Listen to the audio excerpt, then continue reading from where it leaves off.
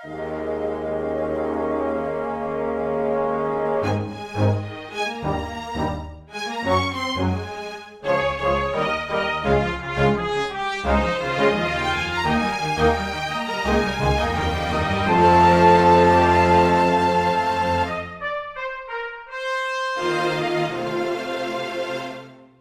everyone, and welcome to Weekly Manga Recap here on July 24th, 2019.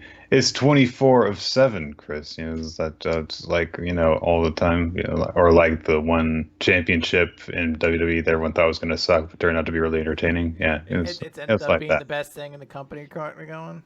Amazingly, when, you give wrestlers, I let them come up with ideas, then they're better than these sitcom writers trying to do it. It's strange and odd, and I'm not comfortable with it.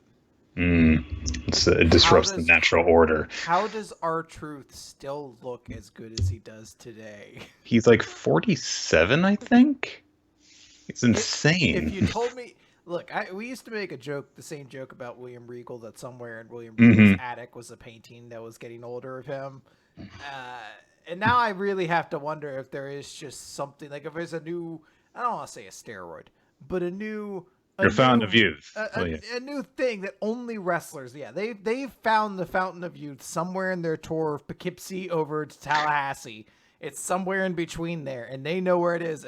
But just the older veteran wrestlers, the new wrestlers, they have no idea. Baron Corbin looks like he's 90. He hasn't found it yet, but the other people. Although he did lose about 30 years when he decided to lose the hair. Yeah. So yeah. Speaking of that, by the way, have you watched Stranger Things season 3 yet?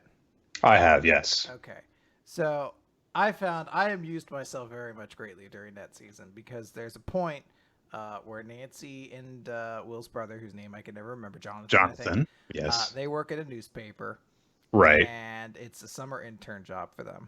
And right. I'm not sure how old they were supposed to be. Judging by the end of the season, I guess they're still under 18 years old.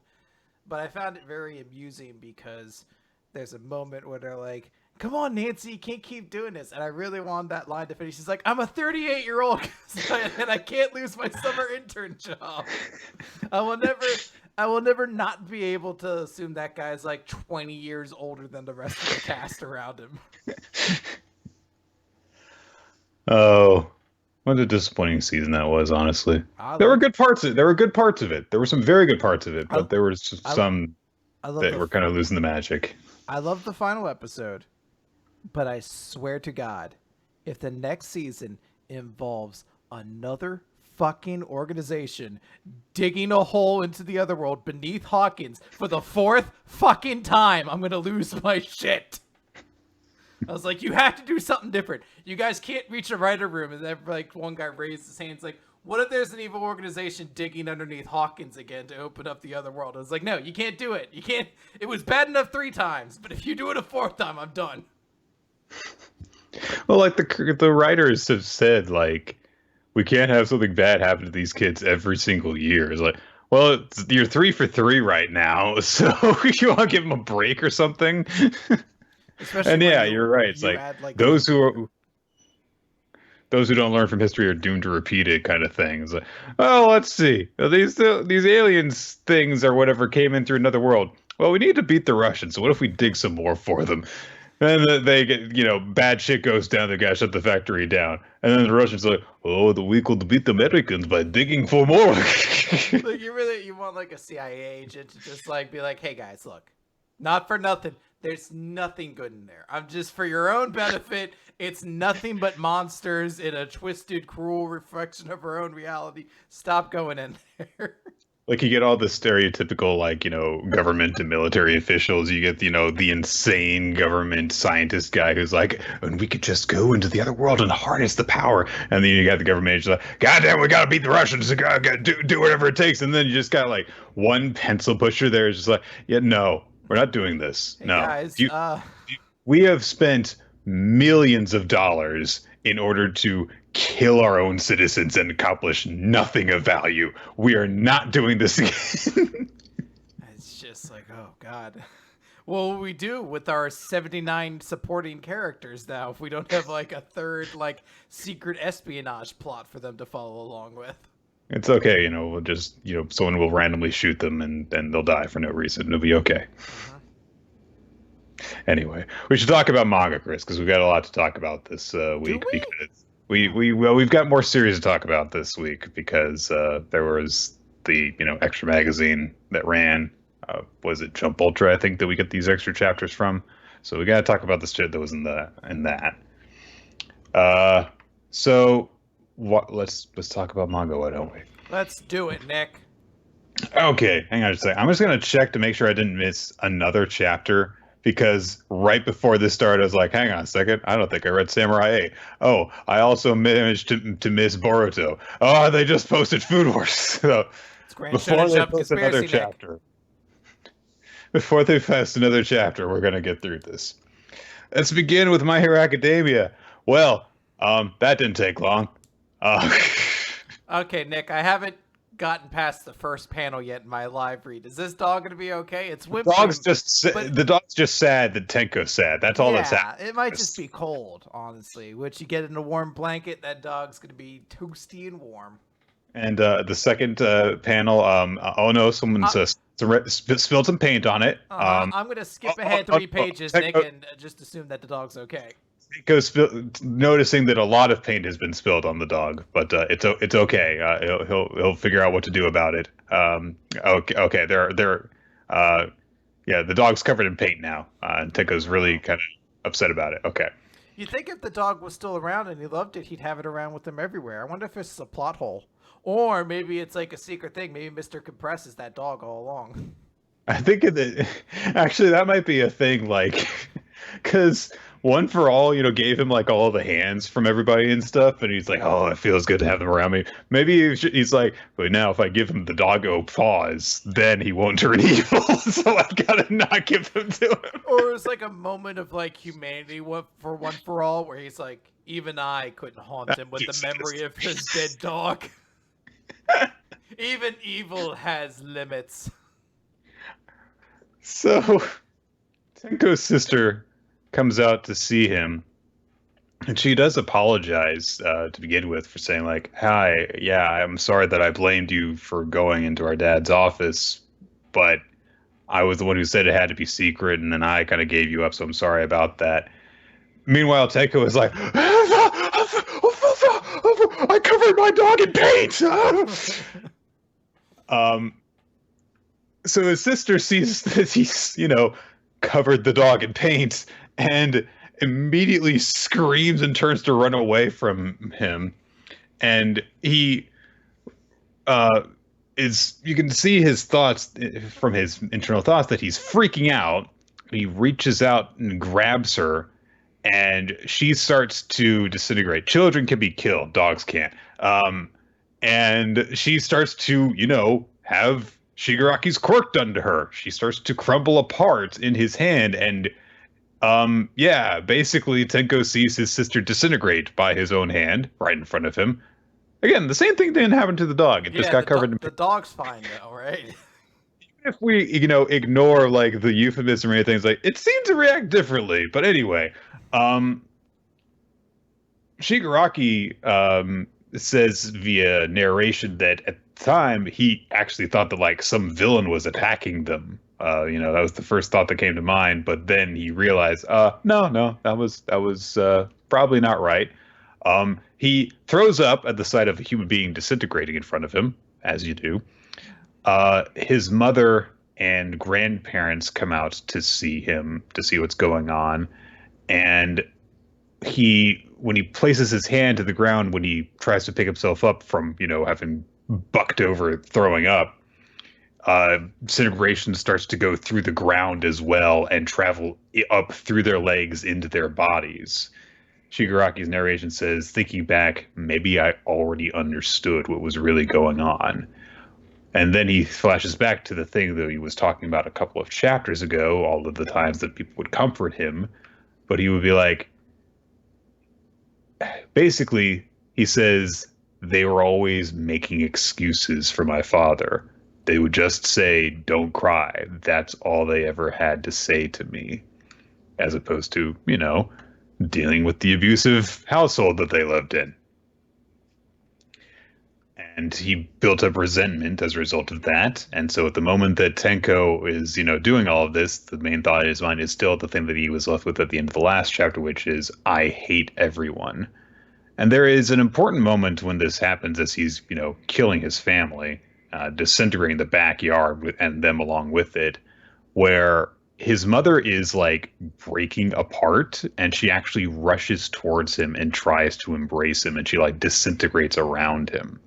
And I think that that's a very important bit because it would be one thing if like, oh, he came from a completely abusive household, but it's like, well, no, there was, I mean, these people did care for him, and that's important, I think, to show, that there was, still this chance that things could have worked out okay.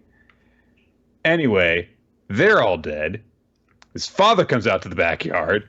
He sees what's going on, and Tenko is, crying and covered in like dust and debris. And he says to his father that he's sorry, and he starts to reach out towards him, and his father's reaction is to grab, I don't know what this is exactly, like a gardening tool or something like that, and tries to beat him to death with it. He's like, "Stop this, Tenko! Stop it!" What the fuck, dude? You know what? He saw you. He's like, "Look, I watched her try to fix things. She tried hugging it out, didn't work. I'm gonna try another. I'm gonna try another option. What if I hit him hard enough he can't do it anymore?" So Tenko reaches out to his dad, and Shigaraki admits that in that moment, brimming with unmistakable bloodlust, I touched my father, and we see Tenko say, "You die!" Yeah, fair enough, yeah. And Shigaraki admits, it filled me with pure, maddening ecstasy. And Tenko makes a Shigaraki face in a big full-page spread. He looks pretty demented. The house disintegrates, his father disintegrates, and we see Tenko looking very disturbed, covered in his father's blood. His hair is wild. He's got this weird demented expression on his face. And Shigaraki says, "Somewhere deep in my heart, I must have been yearning for that all along." And just like that, the itch was gone. Ooh. Well, this is quite a chapter. So yeah, we have our sort of explanation for why Shigaraki's the way he is, and it does make sense in the context where you're like, oh, okay, it's sort of like this pure chaos that existed for a while, where he like was comforting his dog, and the dog got covered in paint, and then his sister panicked, and he tried to grab onto her, and then yeah, but no, you're dead. Dog's fine, you're dead. Right. Kills her, and then child murder.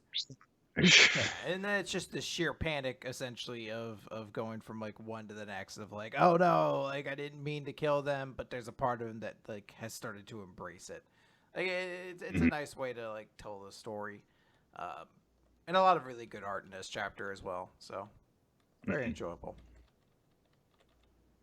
Why you gotta good stuff. That goddamn dog? Come on, don't do this to me. Yeah, covered in paint. Come on, it's all dirty now. The dog better come back. Better get its hero arc. Better be given a bath. Yeah. All that paint on it. All right. Literally just before we started recording, Viz put up the newest chapter of Food Wars Les Desserts. So let's go through that blind, why don't we? Now, I have read this already. You have read this? I did, but I told the audience they would not alert you ahead of time so that if you could read it live, because everyone wants you to, Nick. There's a big thing that happens. There's a big thing that happens in this chapter that you're going to be like, what? I can guarantee it now. All right. So let's do this. Okay. I can't remember if I've ever done a blind read for... I know you've done it occasionally, but anyway. So we begin with Joichiro talking with, I believe that's Hisako. It's a little weird to see her from the back, and Erina. And he's given the story of how he met Soma's mother. I remember this. And it's like he dropped out, spent some time wandering, came back to Japan randomly, and we get a flashback to young Joichiro, gonna grab some food. He starts talking to himself, wants to avoid meeting anyone, better make it somewhere that no one would know me. So he goes out and he happens to find the Yukihira family restaurant that Tamako's dad is in charge of right now. So it's chapter 2, Le Passé. I don't know French. Again, for like the 100th time while we've covered this series, I don't know French, so I'm sorry for my pronunciation of French cuisine terminology stuff. Joichiro says that after he left Totsuki, couldn't find the will to do much of anything, lived off the money I'd won in contests from when I was still in school, wandered around, listening to music, staring at the sky, doing a lot of nothing. Ran across some people who asked me to cook for them, eased myself back into the kitchen. There was still this cold knot. Don't remember why I'd ever bothered to cook. I felt I wanted to. Gets to Yuki family restaurant. Tabako's dad greets him. Looks around, orders a chef special, and people are like, "Whoa, no, he ordered a chef special because Tamaki's a bad cook," and she makes a chef special, and he is grossed out by it, of course. And they're like, "Oh, you don't know about her, about her slip ups and how awful they are." And so they're like, "Oh yeah, this Tamako, yeah, she's mellowed out because she used to be a delinquent." Okay. They're like, yeah, she's like, "Yes, I sure was a Spitfire back then. Still think of this place as my turf, though." And she starts to smoke, and her dad's like, "Don't smoke in the kitchen." It's a little bit of a One Piece reminder there. Mm-hmm. Anyway, Joichiro, is like, "Oh, well, I've experimented with recipes too, sure, but are they sure they should continue to serve up bombs like that?" But he looks around and sees everyone's really happy with Tamaki there. It's like, "Oh, okay. Seems to be a nice little establishment." And after that, I made a point of dropping in at Yukihira every time I came back to Japan. He kind of becomes a little bit of a regular there. People are happy to see him because he apparently has done some cooking there. Tamaki's upset because he keeps on coming in and impressing people with his cooking. Tamaki says that she has officially accepted him as part of her gang, since the kitchen is her territory, I guess. I keep saying Tamaki, it's Tamako. Anyway. They're cooking together in the kitchen later on. Joichiro says it's not like you can cook anything good, even if you're let depend on it. So why do it? What's so fun about it? And Tamako says, "There's no one thing really. I do what I want. That's all. Always have, always will. Although I do like seeing big smiles on our customers' faces. Can't that be enough?" And Joichiro says, "When I saw that smile, I felt the cold knot in my gut loosen and something soft and warm spread through my body. It was eye-opening." Did he never spend any time around a chef that liked what they did? Like, come on, dude. That or it might just be love that he's feeling. Maybe he's got the hots for it. It's okay. Anyway, they have a conversation outside. Well, bundled up from the cold. Tamako's like, "Oh, but even after all the stuff you've been through, you're still cooking. So that tells me it's something you can't live without. When you're cooking, you get this look on your face. It's a look I like seeing. Oh, and you aren't just a member of my gang anymore. I think I'll give you a little promotion up to, well, my special someone." Okay. How romantic. Anyway, they have Soma. Soma's got a huge fucking head as a baby. Jesus Christ. Nick, you got to meet more babies. They're all fucking giant heads. I know. It's just so weird. This is giant baby head. Anyway. Joichiro says, "I like it if you didn't tell someone about Totsuki or how I go overseas to cook. I want him to decide on his own what he wants to do without my life choices influencing him." So much for fucking that. He's like, "Hey, can you handle my problems for me later, Soma?" Oh, God. Joichiro says, "There's a lot about being a chef that isn't easy or fun." Hilaire sees Soma as I don't know, a 2-year-old with an apron and plastic knife and carrot. So I guess they got him baby chef toys. So much for not influencing him. Anyway, Soma, we get a little montage of Soma growing up. It looks like. So, for example, Tamako getting her haircut, wanting it to look like she did as a kid. But I guess the stylist completely misunderstands, and she instead gets a mom do. It's funny that it's their way of saying like, oh, that's like her mom haircut, and I'm like, this is like a same haircut 4 different like teenagers in this series have. Now, yeah. Anyway, they're happy together. That's the point. Erina in the present says it sounds like she was a wonderful person. I have to wonder if maybe someday the Nakiri family can be as close and as trusting as the Yukihiras. And she's like, personally, I'd like it if the day would come when father and I could be like that we were so long ago. And Chen enjoy. Wait, what? When did that happen? When father and I could be like we were so long ago and chat and enjoy meals together like family. When did this happen? I'm not sure, Nick, but we're just on the precipice of things. So Azami shows up and Erin's like, oh, you startled me. And Joichira's like, I think I'll let Azami tell the rest of the story. Please listen. And Azami says, Erina, this is a long story, but I want you to hear it. First, let me tell you about Asahi Saiba. I guess that Hisako fucking leaves. Anyway, they're sitting there, and Azami's like, and once that story is finished, please allow me to say a proper goodbye to you. And Joichiro is off to the side. He's like, funny how it all works out. Must be karma. No, fate. Meanwhile, in America... A young Asahi goes up to the grave. Bruce Springsteen's playing in the background. Living in the USA. Rock and roll has never been better. So Asahi visits his mother's grave. It looks like she died in 2007. I think that's it. And he's like, the last time I was here was the funeral. Hey there. And we see the bit of his mom freaking out on him that we saw in that flashback forever ago, where she was like, I should have never given birth to you. Asahi says, not that I've got happy memories of you. Heck, standing here, I don't feel much of anything for you. He remembers what someone said about the dish that he used to beat him, brings back lots of memories of my mom. He thinks to himself, cooking that's all my own, eh? I figured the first step would go back to my roots, which I've actually ignored until now. But in the end, it turned out that I don't even have much in the way of roots to go back to. There are a whole bunch of people who show up in suits. They see the flowers that Asahi left for his mom. And he's like, oh, people my mom used to know. And they're like, oh, man, I wish you'd gotten old with us. I always knew she was headed for an early grave. She was drunk and shameless gold digger, says a drunk guy. And they're like, oh, she was kind of a slut. She could be awfully stubborn when she had a drink or two. I miss her, but I feel especially bad for her kid. I hope he's okay wherever he is. That's right. She wound up having a kid after that one-night stand, didn't she? She always bragged about how hot the guy was. This hot young Asian guy. And Asahi's like, a young Asian guy? Well, hang on a second. All right, so if you know what your mom was like, then if you're like half Asian, then you would probably have to assume you got it from your dad. Anyway, so we see that Azami is talking to Eren and says, oh no. Ew!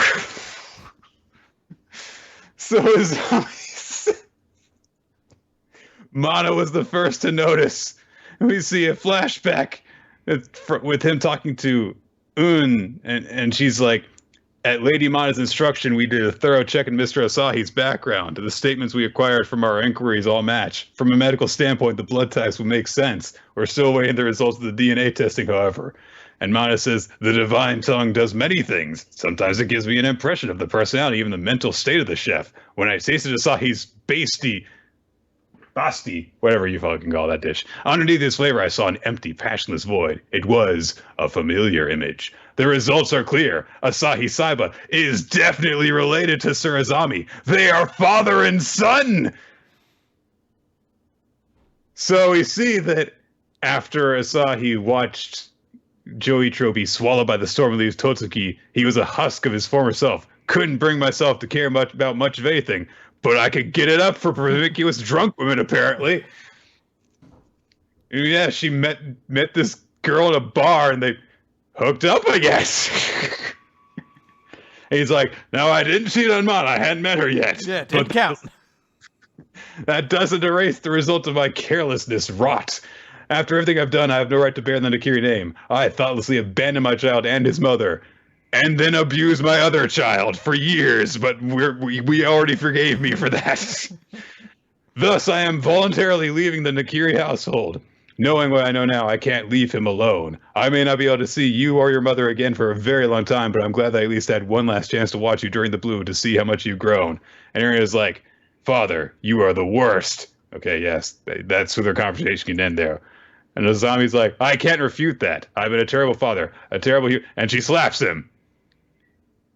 Good so far. Okay. Now stop talking, Arena. So no, cut scene to something else. She says, I'm sick to death of listening to you mope. Let's go. We're leaving. Mana's watching them and is like, well done, Irida. The Nakiri family no longer has any need to leave its chef languishing in solitude. Days later, Asahi... What, seriously? So Asahi apparently found out the same thing, I guess? I had Yunosuke and Sarge look into it. Who's Yunosuke? One of those chefs that was fairly important. Anyway, he thinks to himself, not that knowing that does anything for me now. I mean, you could say like, ew, I can't believe I nearly married my sister. But anyway, half-sister. I've already done all the damage I could, messing with the princess and turning the blue inside out. After all that, there's no way an outsider like me would ever find a place to belong. Nobody knows what it's like to be the bad man, to be the sad man behind blue eyes. Anyway, Erina shows up with like a bunch of Secret Service or something like that. And she's like, oh, it's you. And Arya says, I'm aware this is terribly belated, but allow me to offer my sincere condolences on the death of your mother. Now then, do you have any plans for what you'll be doing from here on out? And so he's like, I don't know. And Arya says, that's perfect. We were just searching for a chef of exceptional talent. Satisfying the bookmaster's exceedingly refined palate is no small feat. We can have no shortage of highly capable chefs on hand to accomplish this task. Besides, if everyone wasn't present for our cozy family meals, it'd reflect poorly on the venerable Nakiri family's good name. And you are family. Isn't that right, elder brother Asahi? That's actually kind of sweet. Mm-hmm. I hope they never bring up that it was like, you were trying to bang me for a while. That said, well, okay. Nick, I know what you were thinking. You were like, man, Food Wars has ended, and that's fine. It feels like we wrapped most things up. But who were Ray's true parents? And you finally got the answer. It was the Food Wars equivalent of the Skywalkers. Not really the information I needed to gain, no. No, was anybody asking for this? Was anybody like, man, I wonder who Asahi's actual parent is. Like, oh, I thought when we retconned the fact that it wasn't actually Jirichiro, we were saying, hey, it doesn't actually matter. It was like a way to just be like, oh, he's not actually Soma's brother. Yeah. But apparently he was someone else's brother. Ooh. I mean, it's a minor point. I like how at the end she's like, we need you, Asahi. We have a very important task to you. He's like, what do you need me to do? I need you to cook meals for my increasingly stubborn mother until she finally just admits, I mean, I'm not gonna do it. Could be delicious. I don't really know what she's waiting for. There's a lot of other like jobs that a chef of your caliber should be doing, but I guess appeasing this woman who in this chapter we also described that the divine tongue is kind of like a sixth sense for everything. It's like, well, yeah, obviously. With my divine tongue, I sensed that he was related to Asami somehow. My tongue is better than a paternity test. I mean, I guess if you're going to forgive Azami, you might as well forgive Asahi too. So, consistency. I thought this chapter was supposed to be about Soma's mom. What the fuck? Yeah, it's a really weird thing when you're like halfway through, you're like, wait, what's happening in this chapter?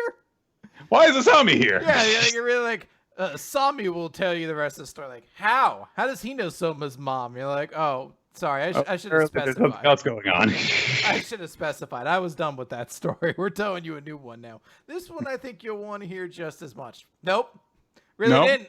No. Go back to Soma's mom. She seems interesting. All right. So that's over with. Are you satisfied, everyone? Aren't you excited for the last Food Wars part, Nick? There's going to be one more. Naruto! Number 36, Surprise Attack. It's an oddly paced chapter, I will say. I think it actually kind of like does take full advantage of the like length that these monthly chapters get, though, in terms of just kind of like taking its time, laying out where everyone is, and then at the end starting to bring them together. The main thing that happens in this is that Jigen, the guy that we met kind of formally last week, shows up because apparently he can just fucking teleport straight to Kawaki wherever he is using his karma. And various different characters around Konoha kind of like are harbingers, like sense him coming before he actually gets there. For example, both Kawaki and Boruto's karma start to react and spread before anything happens, despite the fact that they're not in a stressful situation and they're not near each other. Like we see Kawaki talking a bit with Naruto because he's still looking for like the last piece of that fucking vase. That vase is going to be one of the longest standing plot lines in all of the Naruto franchise. We're going to catch up to the point where Boruto is in that one flashback where he's now like a missing nin. And then it's going to be like, I would never have abandoned Konoha if only fucking Kawaki had actually fucking finished fixing that vase. We're going to find out one day that like Sarada stole the last piece of the vase and she uses it to kill Naruto, like stabs him in the neck, like fucking, oh wow, I didn't see this twist coming. This fucking vase payoff is unreal. We also see, this is kind of an awkward moment.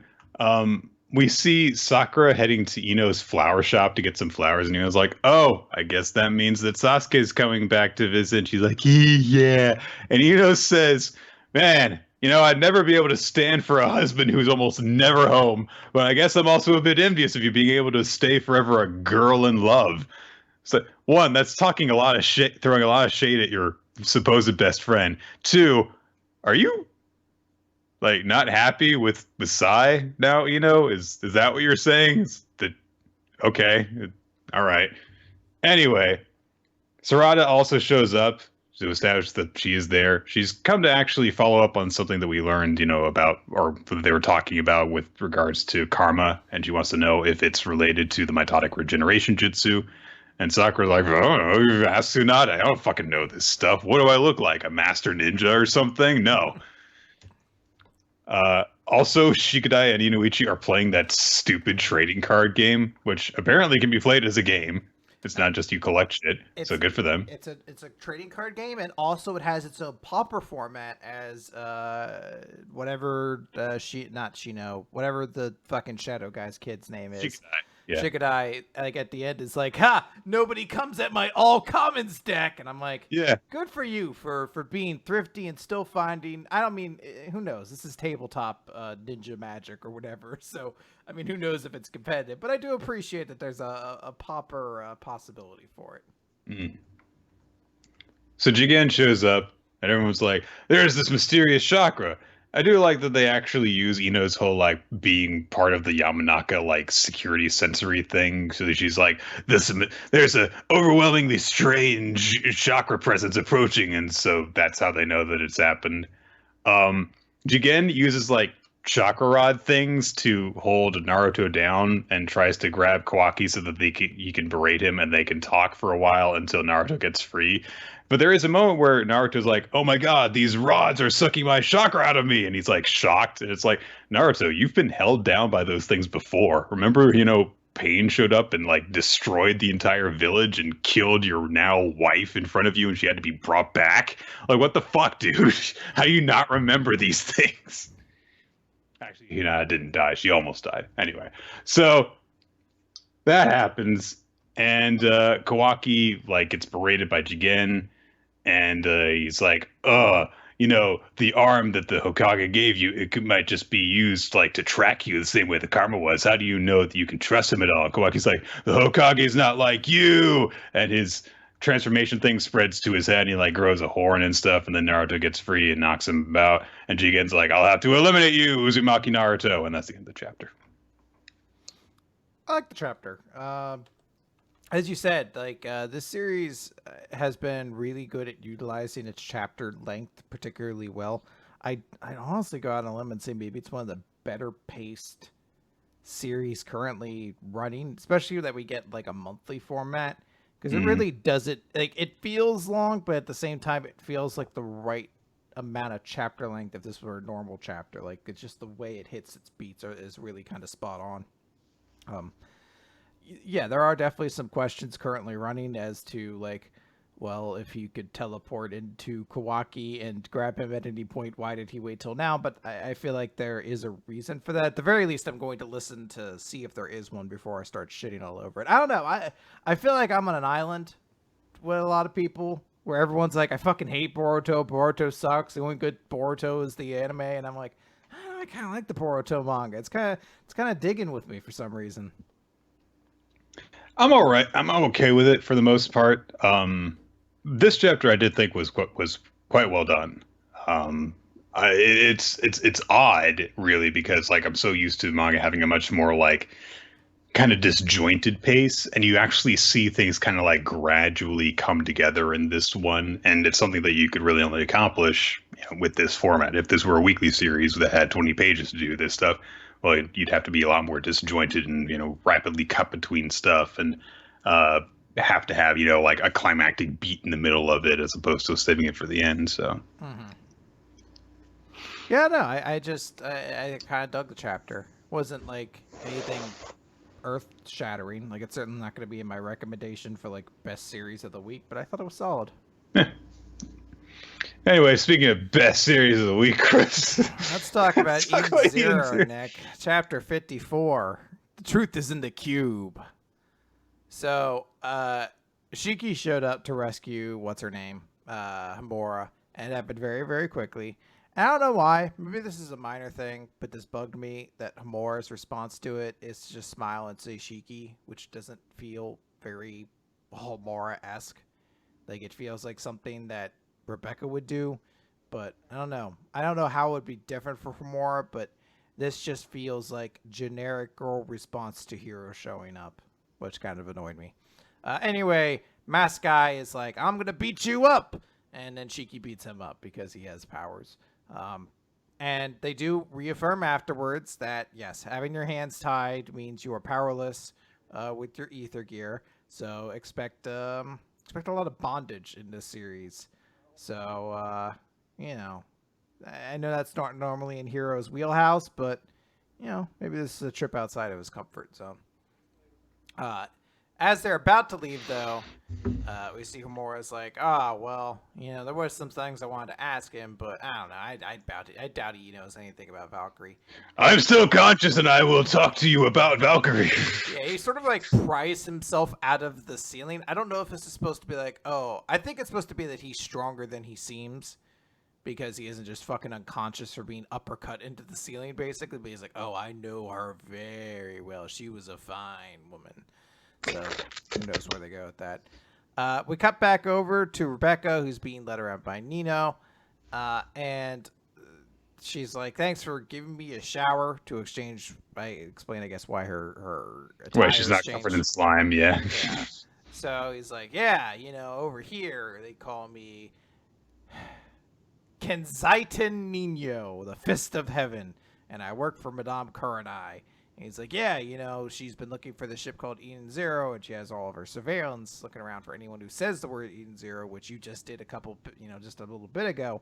So I was actually set to like capture you, but you were so good in your whatever magical girl costume that anime will save the universe. Which, Nick, that's a great line. Anime will save the universe. Are you tired of it yet? Because don't you worry, he's gonna say it 6 goddamn more times this chapter.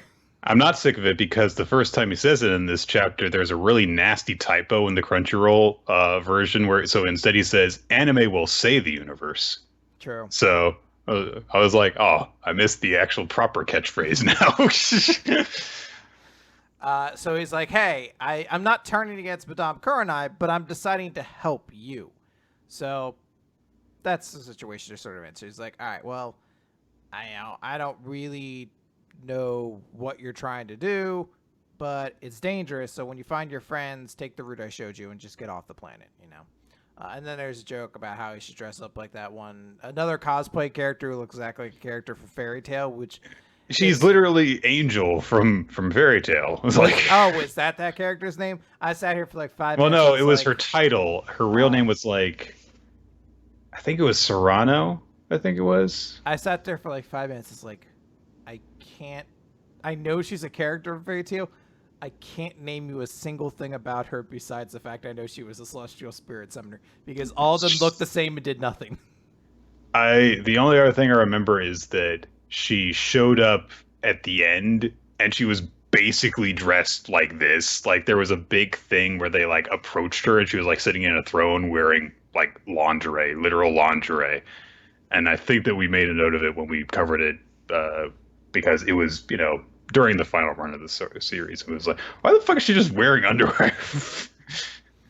Anyway, Nino heads out. Universe. He throws his anime will save the universe line, which at this point you have to be like, yeah, I get it, dude. All right, I'll save the universe. Chill out, bro. She heads into the labor district, and one of those little robot birds sees her and starts catches her attention. And she's like, oh, is it asking for us to follow it? Might be a trap, but let's go anyway.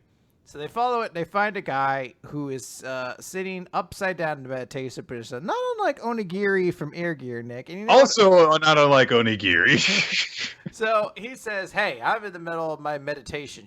And Rebecca sits down in what a normal meditate, like the regular lotus position. She does lotus position. Like, honestly, those are props to you that you can fold your legs like that, like on a just. Yeah, she just plops down and does that. So he spins. And he says, steal! And she spins around. And she's like, well, what just happened? And then she's like, oh my B-Cube necklace is gone. And at first, I was really happy because I was worried when this character first showed up and he was upside down. I was like, he's going to spin around and like her top's going to fall off, or she's going to be upside down like he is and her skirt will fall down or something like that. And then when it's like, oh, he stole something from her, I was like, it's going to be something gross, like he stole her panties or some shit like that. But it's like, no, he stole her B-Cube. And I was like, that makes a lot of sense, actually. He's like, this is an electronic device. You could be tracked here by Madame Kurenai. I'm taking this from you and I'm going to break it.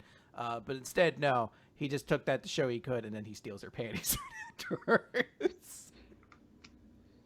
And there's like a page and a half of her being like, give me back my underwear. And he's like, no. And that's basically where the conversation ends. He explains himself afterwards, but there is no indication that he's ever going to give back her underwear. That's a trophy for him now, as he describes it. I guess, yes. It's a spoil of war, as he describes it. His name is Paul, and he is Lady Valkyrie's disciple. And he's like, I've heard about Hamor and all of you. And he pulls out a B-Cube of his own that has the pot leaf on it for some reason. I'm not really sure if that's intentional. This looks more like the leaves that are on Hamura's outfit, so I think it's more closely attached to some Japanese leaf, potentially, but it looks like the pot leaf. And he's just like, 420 blaze it, babe, the truth's out there. He gives it the cube, and he's like, everything is in here. The truth is in here. Why Lady Valkyrie left Hamor, why she came to this planet, and why she's never coming back. Oh, no, she's never coming back, Chris. She definitely can't leave this planet. There's definitely not like a problem that'll be solved in the next 10 chapters. They'll let her go with them. Maybe there's like a thing, like a tether. She's like actually tethered to this planet or something like that. Or maybe she's like, no, I will never leave until the systemic oppression of the labor district by the rich bourgeoisie is dealt with. And truly dismantling that kind of empire takes decades, if not centuries, to truly try to, undo the deep-seated kind of problems that create this social divide. And then she punches it in the face and is like, it's my friend now.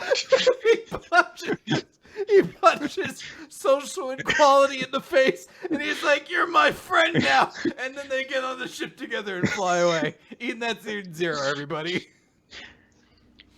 So let's recap a certain thing here, as we do our Wikimanga recap.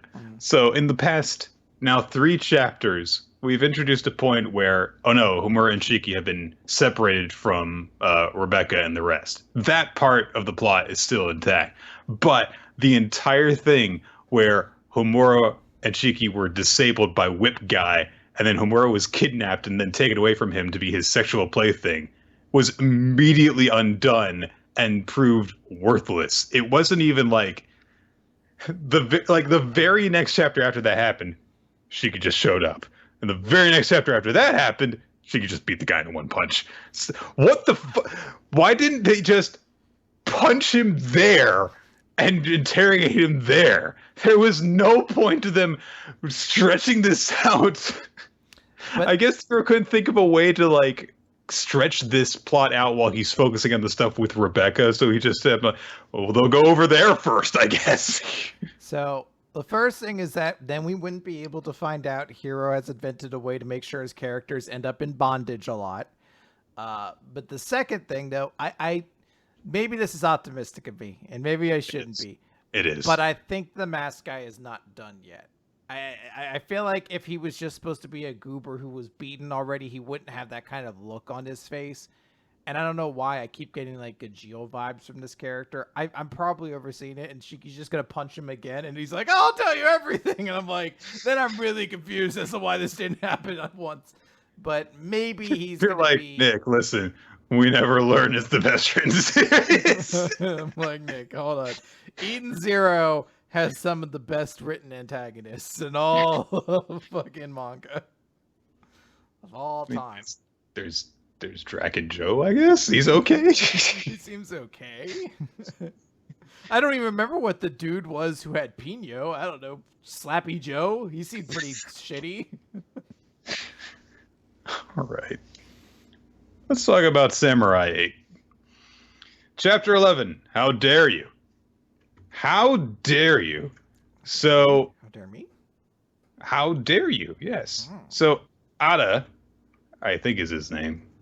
Aha. Aha, ha, ha, ha, ha. Yes, Ata, yeah. So, Ata the Peerless. He's showed up, and he's clashed with Dharma at the end of the last chapter, demanding to see Hachikaku, and then Hachimaru's father showed up to defend him.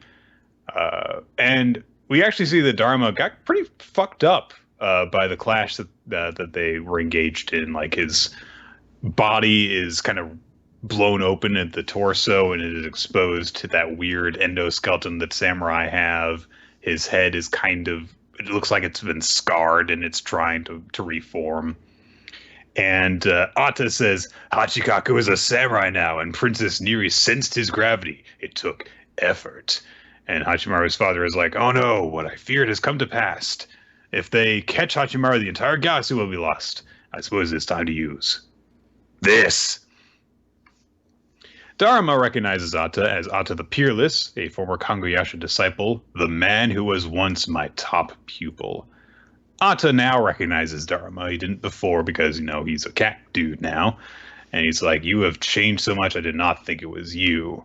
Dharma also realizes, oh, hey, Ata and the boy's father seem to know each other. So, something's going on there. This little black flame thing pops in front of Dharma. And Ata's like, so you had it, master. And Dharma's like, I can't move. The thing that happened in the last chapter has briefly paralyzed me. Good to know. Ata's like, I'll take that. He's like, thank you.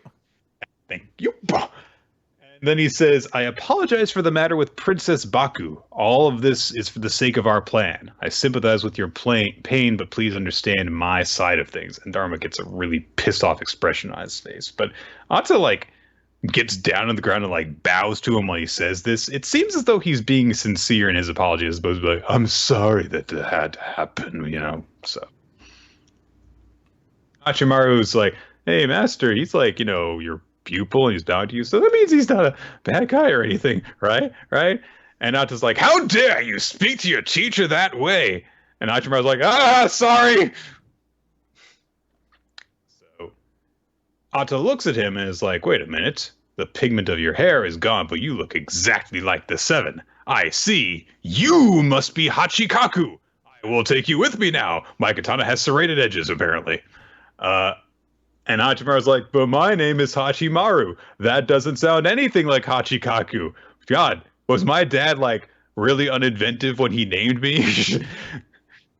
It's like if you go you're I know I'm on the run, so instead of calling my son by his real name George, I'll call him Georgie.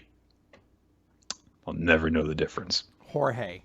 That's what you call him. Ah, but it's still spelled like It's still Geo. spelled exactly the same, man. So Ata is like, "You're the key to the plan," and Hachimaru, apropos of nothing, is like, "My dream is to be like Fudomyo, the shooting star, the legendary warrior god. You can't just take me away." Okay, and Ata's like, "A god? What the fuck are you on about, kid?"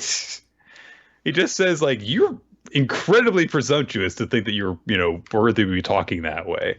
He says, "I've heard weaklings speak of dreams so many times by now that I have grown weary of it. You utter a god's name drunk on your own lofty visions and act as though you are anything but a weakling. For what purpose?" And Hachimaru flashes back to, the times that he's, been like, "I'm going to be king of the pirates," basically, while, basking in his new powers and stuff. And also lying and bragging to On that he's always been a prodigy.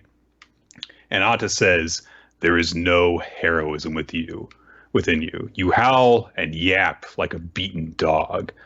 But as he approaches Hachimaru, On and his father and God, I always forget his dog's name because everyone has an H name in this goddamn series and I get them all mixed up. Anyway, they all jump in front of him to defend him. And again, Hachimaru has like another flash of guilt over the big lie that he told On in a couple chapters ago. Frickin' Hagamichi. The other samurai comes flying in. He's got armor on. He's like, "Oh, get him, guys!" And he immediately gets his ass kicked. I wasn't sure who that was at first. I was like, is that an attack? Is that a person? Is that a mech that's falling down or something like that? Is this Ronin Warriors? And this is a suit of armor and someone's gonna merge into it at some point? And I was like, no, wait, it's just that goober dude who's there. So what Ada does is he holds out the orb that he took away from Dharma, and a bunch of katana just like appear out of the air and pierce through his limbs and pin him to the ground. And Ada says, "A samurai is not immortal. For one thing, a samurai dies once already through ritual. Once forsaken by the warrior god, he is finished. The warrior god is fickle, especially when it comes to the lives of mutts." And Hachimaru looks very, very upset. His glasses pop down over his eyes for the first time in a while.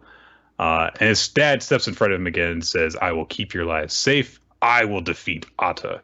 He's like, "If Hachimaru takes a single blow from me, he will certainly be forsaken by the warrior god." Is that like this series version of sent to the next dimension? Like instead of dying, you are forsaken by the warrior god. You're sent to the shadow realm, or is it like, I don't know? We're getting like the 4Kids dub version of the series already. Yeah, to start off with, yeah. I don't kill people. I disgrace them in front of the warrior god. Mm-hmm. Do you think they bought it? So Ada thinks he's bluffing. He goes in to attack, and everyone thinks that, Hachimaru's dad's gonna die. But, oh shit! Because his dad opens his chest up and he says, "This is no bluff!" And this, like, vortex appears in his stomach. The same thing that we saw him kind of taking a look at in the previous chapter. And he says, "This is a device for eliminating a samurai's soul, specifically yours, because I knew that this day would eventually arrive." And he basically, like, starts absorbing him, seemingly. And Ata recognizes it as the weapon we were once attempting to develop, that he'd completed all on his own. And Ata thinks to himself, then his life too is at risk. So it looks as though Hachimaru's father is planning to sacrifice himself in order to save his son. But there's a huge blast of light. His father's chest now doesn't seem to have anything in it anymore, or at least the hatches moved up. I don't know. Anyway, Ata is still there, kind of. He's got one arm left, and he doesn't seem to have any legs, so he's just really pissed off now. And that's where the chapter ends. I will say, I did actually quite like this chapter. So, I mean, there's a lot going on in it. Hachimaru finally had a little bit of fucking reality injected into his goddamn brain. And it seems like there's actually a lot of stuff that we're finally getting some pieces moving in terms of what kind of opposing force there will be to deal with in the future. Yeah, I think there's a lot of pieces I can enjoy about this. It feels a little bit sort of... I don't know if it'd be better or worse if it just succeeded. His dad died, but Ata still lived. Like, it seems like his dad's fine right now. Like, I mean, it doesn't seem as though he suffered any ill effects beyond, oh, I'm on my ass now. Yeah, like, I'm kind of tired. Kind of sleepy. Hang on a second, I need to take a nap. But this has been one of the better chapters of Samurai 8 so far. Let's move on to the Last Saiyuki, Chapter 20, The Stone of Truth. It's exposition time. Estelle is, of course, there for the conversation that Ryunosuke is going to have with Kei. And so Estelle's like, oh, so this is Kei, the Demon Lord of Chaos. Oops.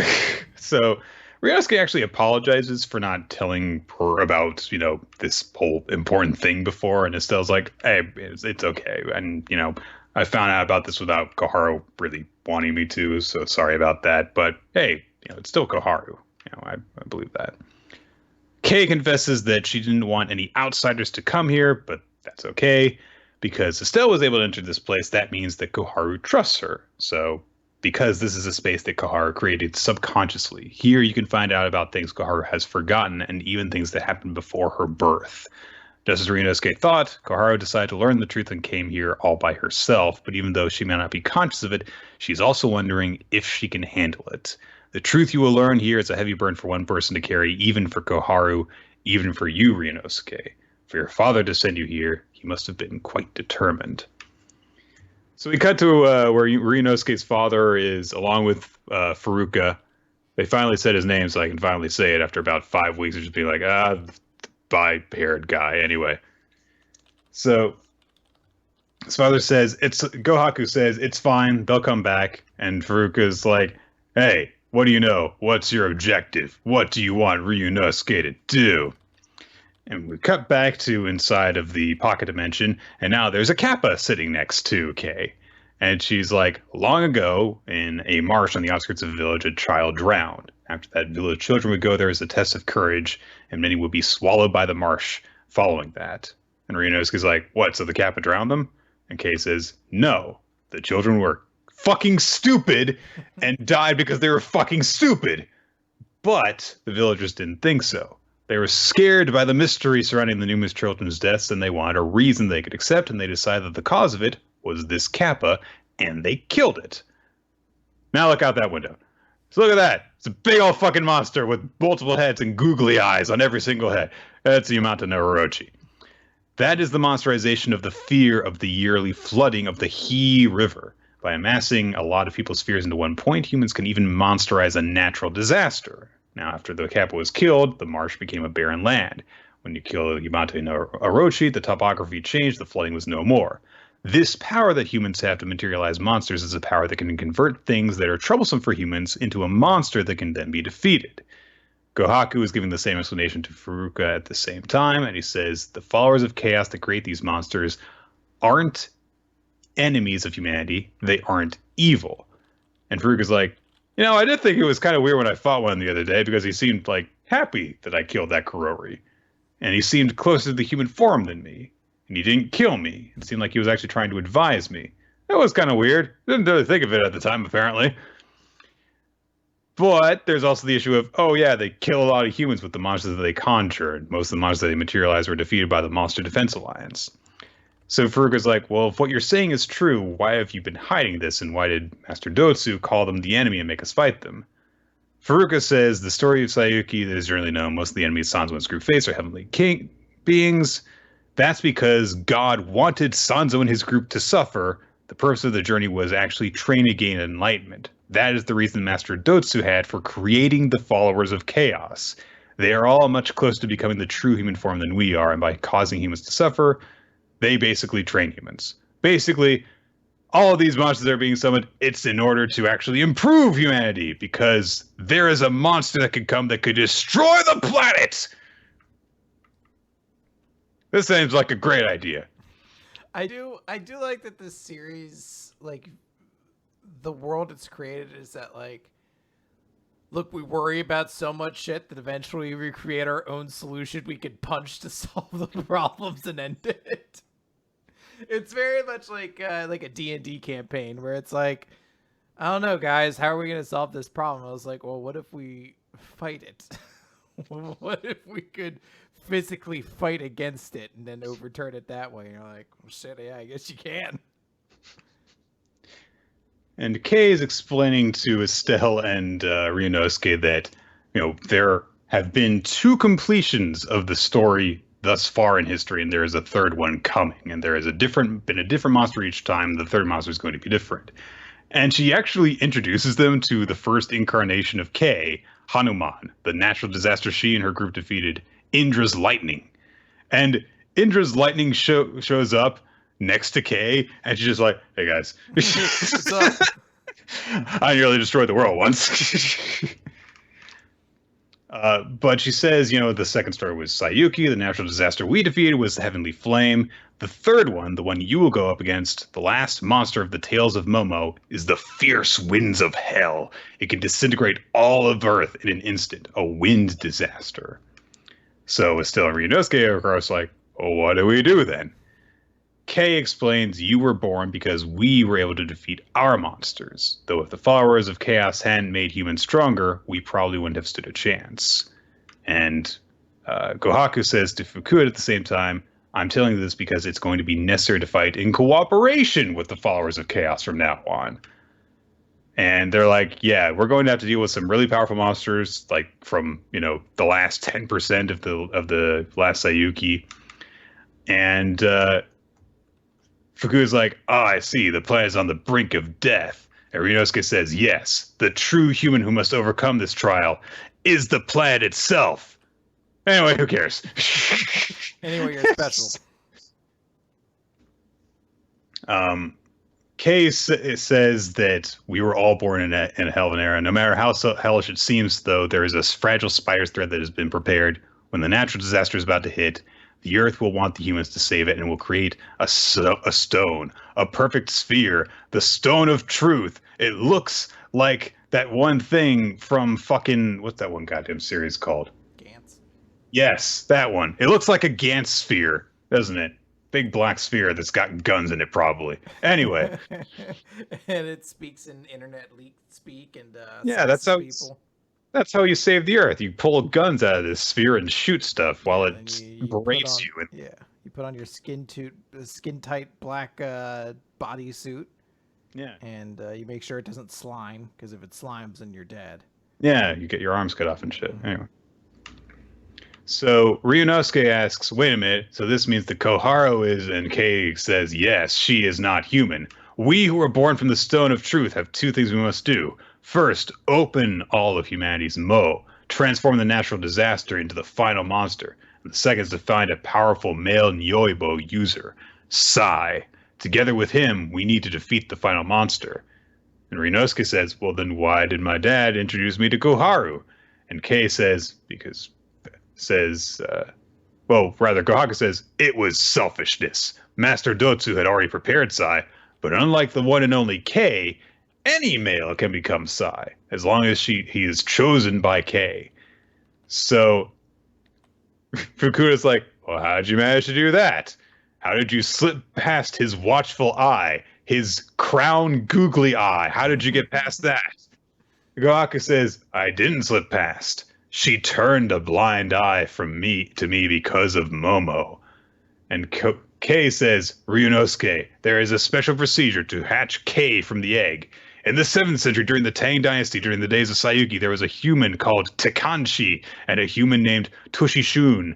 Tekanshi made Toshishun go through intense hardships. The inner strength gained through tolerating those hardships was used to incubate the egg. And in this era, the one who was anointed as Toshishun was your mother. The one who created Koharu was your mother. I mean, that makes sense, I guess, from the foreshadowing that we've gotten in the last couple of chapters, I guess.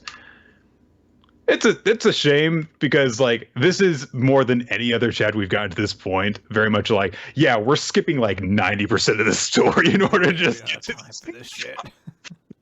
Anyway, we've killed like 3 monsters by this point. Time to skip to monster number 100 out of 100. Yeah, there's a lot of shit that they have to drop right here, and man, I don't. Somewhere out there, I want someone to make a battle manga series where the main character doesn't have like parents who are super involved with their life, but it doesn't have to be that they end up being the most significant because family. they were. They don't have to be the significant people in this series' entire lore. I guess the only manga, let's see, what were some battle manga where like the parents weren't just like, super important in that way? Because like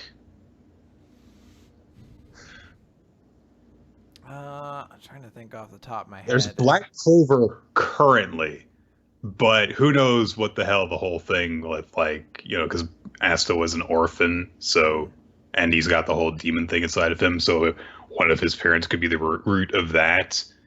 But here's the thing, so people are like My Hero Academia, and I'm like, well, we don't know that yet because where's Deku's dad? But if he doesn't, then that would be the example. But that would be. Yes. So like, but like people bringing up World Trigger. World Trigger is like the same thing. It's like we don't see Osamu's dad at all, and even then, it's still not the case because Yuma's dad is the most special, awesome person that we know in like the history. Yuma's actually the main character, guys. Remember that. Yeah, I don't know. Like every series tends to. Now, One Piece 100% did it when they revealed that Luffy's the son of Dragon, and then Ace is the son of Blackbeard, or not Gold Rogers. It's like Blackbeard's a lot older than he looks. Come to think. Also, he killed his kid. That's kind of harsh. Oh, Jesus Christ. Anyway, yeah. I'm sure it'll happen at some point, and it has happened before. But anyway. Oh yeah, I'm just saying. In the series we've been reading recently, particularly this week, it was a lot of like, hold on, don't worry, this character's missing parentage is actually super important. It's like, I mean, at this point, I'm just going to assume it is. Yeah. It's a trope. Yes. It was one of the refreshing things about Star Wars, and then everyone had to be upset about it for some reason. Anyway, Scott, talk about We Never Learn. Oh, we're not talking about Beast Children at all? So there's a tournament thing that's going to happen. It's a special tournament that they weren't thinking of taking part in, but Sakuraba wants to take part in it, so they're like, okay, but you have to go and gather up the team members. He's like, okay, and that was it. Well, I think the thing is that specifically it's a different number of players than normally. Like rugby is usually 11 on 11 or something, or 15. It's going to be 7-7 instead. Yeah, so none of the players, whatever his fucking name is, I've forgotten currently. Sakuraba or some bullshit. No, that's actually a really good character from a series like this. He's gonna go find players, I guess, because no one else in the team is gonna actually do it with him. Sakuraba, you lost like 3 feet of height and also your endearing character qualities. What happened? All right, let's talk about We Never Learned. Question 120 at year end. A genius leaves a clean trail when a pizza bet. Doesn't always work, but sometimes it does. So we start with the principal telling everybody that, hey, winter vacation starting. And he's just a really big bore, I guess. Cause blah, blah, blah, blah, blah, blah, blah, blah. Friedrich Nietzsche once said, blah, blah, blah, no, blah, he doesn't even say that. This reminds me of an animal I saw when I was a baby.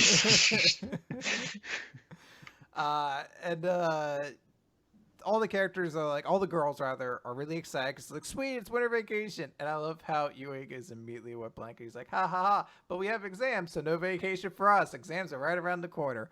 And all the girls are like, Yuiga, the fuck the is wrong? fuck? Come on. He's like, You all right. just canceled Christmas, you asshole. We did Christmas already. Like, well, spiritually. He's like, oh, hey, look, you guys did okay on your finals, or on your terms. This finals this term, but you got to be ready. So how about we do one last final library study session of the year? And Aruka's like, oh, I'll show up a little bit later. There's something I have to do. So he's like, all right. And then she heads over, and we see Aruka is going to the swimming pool, and she says, this is the last time we're going to meet this year. And for the past 3 years, you've done so much for me. So it's kind of a shame I'll never get to swim here again. Mm-hmm. And she's like looking around the pool, and she's like, I think professional cleaners will be coming later. And she's like, I should probably help them. I mean, since I'm already here, I should probably clean up a little bit. And like as it goes, like it just like reaches the point she's like, oh, she takes off her winter coat, and then she like takes off like her like jacket, and then eventually she just puts on a full fucking tracksuit, and she's in a full on cleaning blitz. And Yuiga shows up and is like, what are you doing? You said you'd be gone like a couple minutes. She's like, yeah. You've been gone an hour. He's like, it's only been like 5 minutes. Like, it's been an hour. Because we can see that like there's an entire like 10-foot long section of the wall that is sparkling clean behind her. Like, how fast do you think you can clean? I mean, 5 minutes, you'd be lucky to get like a 5x5 space that clean. He's like, all right, well, fine. If you're going to do this, then I'll come in and help you. And there's a joke that because he's starting to like take his jacket off, that she's like, oh, it's going to end up in sexy time. It's happening. But he's like, I mean, no, it's just going to be easier if I help. So let's get this done and get back to our shit. It is worth noting that you like Aruka's mind is like already like in teehee cute moments, like there are like their wrists accidentally bump into each other. She's like, oh, you're so clumsy, teehee. His is like, well, we need to get these proper cleaning materials so that we can properly clean off the algae and the bacteria. Basically goes Dr. Stone on this. Like, we can clean this better if we use these two cleaning products. This causes a chemical reaction that causes dirt to go bye-bye. And she's like sweeping with the brush. She's like, oh no, if you press too hard, the ends actually get kind of, wear out. So it actually, if you use less pressure, it works better. And she he's holding on to the handle, and she's like, wait, this feels like our first conjugal project together. And I love how she hears wedding bells in this moment. Yeah. And Shuega's like, here's how you use a broom. She trips and falls. There's a weird joke where her butt falls in water, so she takes her pants off, and it's like, what are you doing? But she's like, I'm wearing my swimsuit. Well, Chris, her pants got wet, which is why they're adhering to the individual cheeks of her butt. That would never happen normally with the very realistic clothing that is portrayed in We Never Learn. Absolutely. So it's one time We Never Learn. You win 1 point on the board of like, it kind of made sense. Ding! So they get that joke all out. Then she realizes she's been stepping on the hose, so the water's been building up. So she takes her foot off of it, and the hose starts whipping around. They both like jump. That's what hoses do. Mm-hmm. Yeah, they go wild like in a cartoon. And then like they're both tangled up. They're like, "Oh, sorry. I was the one."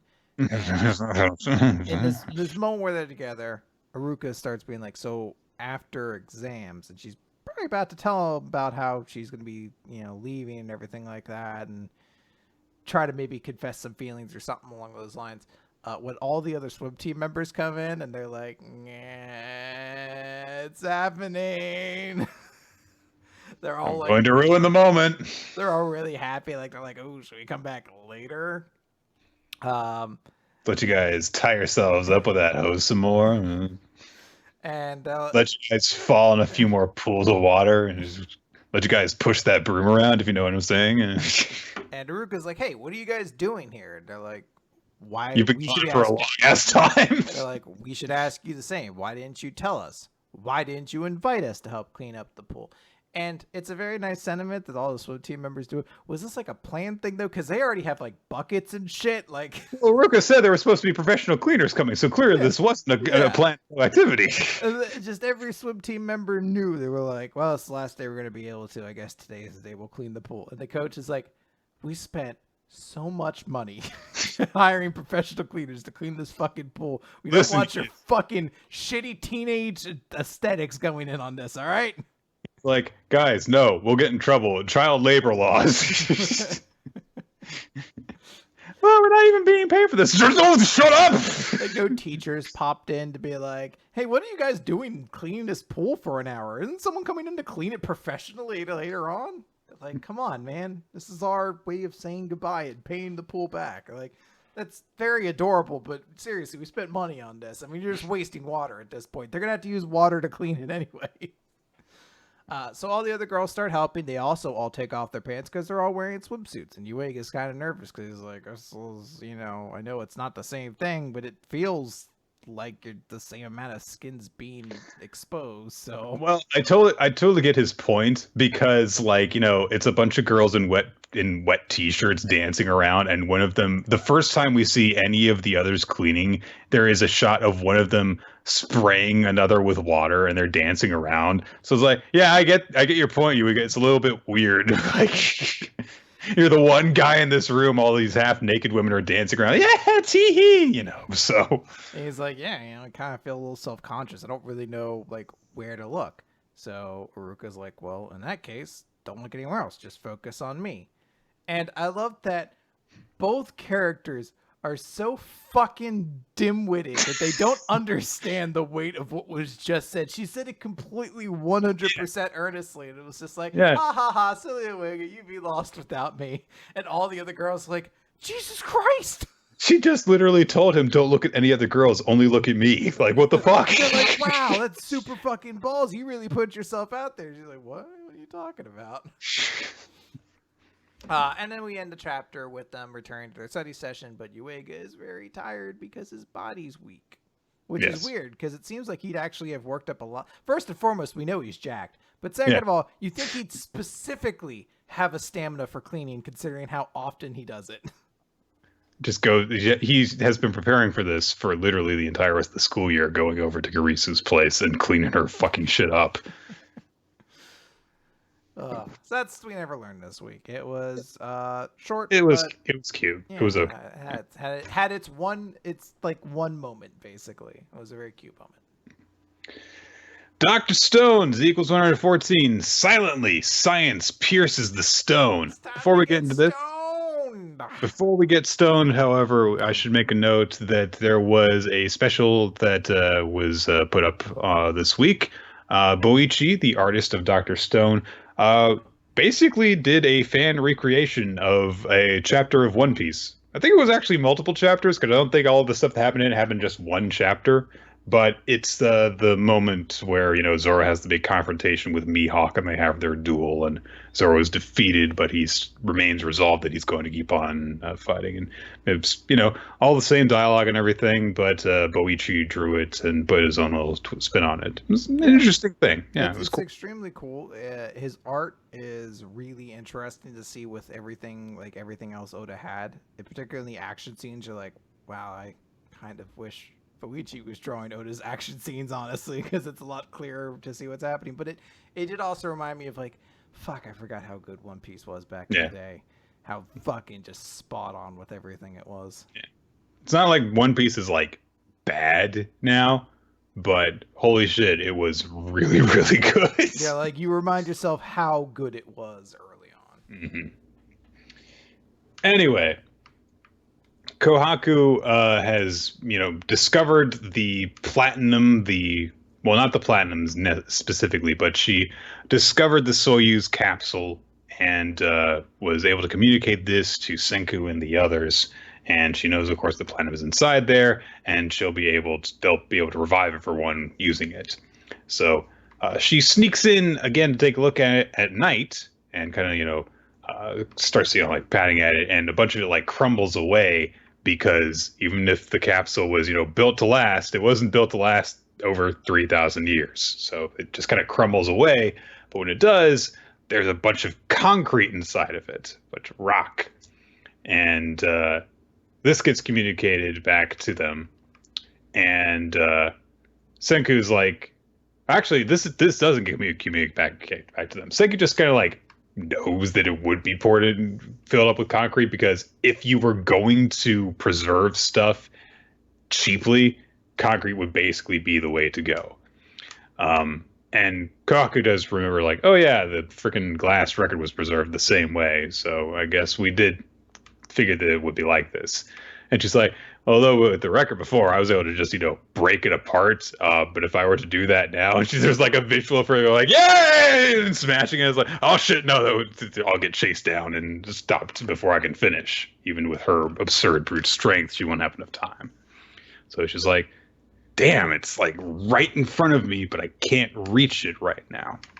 Fortunately, Senku and Gen and Soyuz realize this at the same time. Like, well, we've got to figure out a way that we can actually, break this open. And Senku's like, if only we had something like a silent bomb.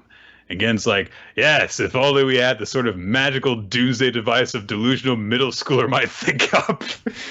And Senku's like, well, no, silent bombs actually exist. What the fuck, man? You keep doing this to me. I love Gen. But Senku says, like, well, silent bomb might have been like a brand name. It's, not really a bomb.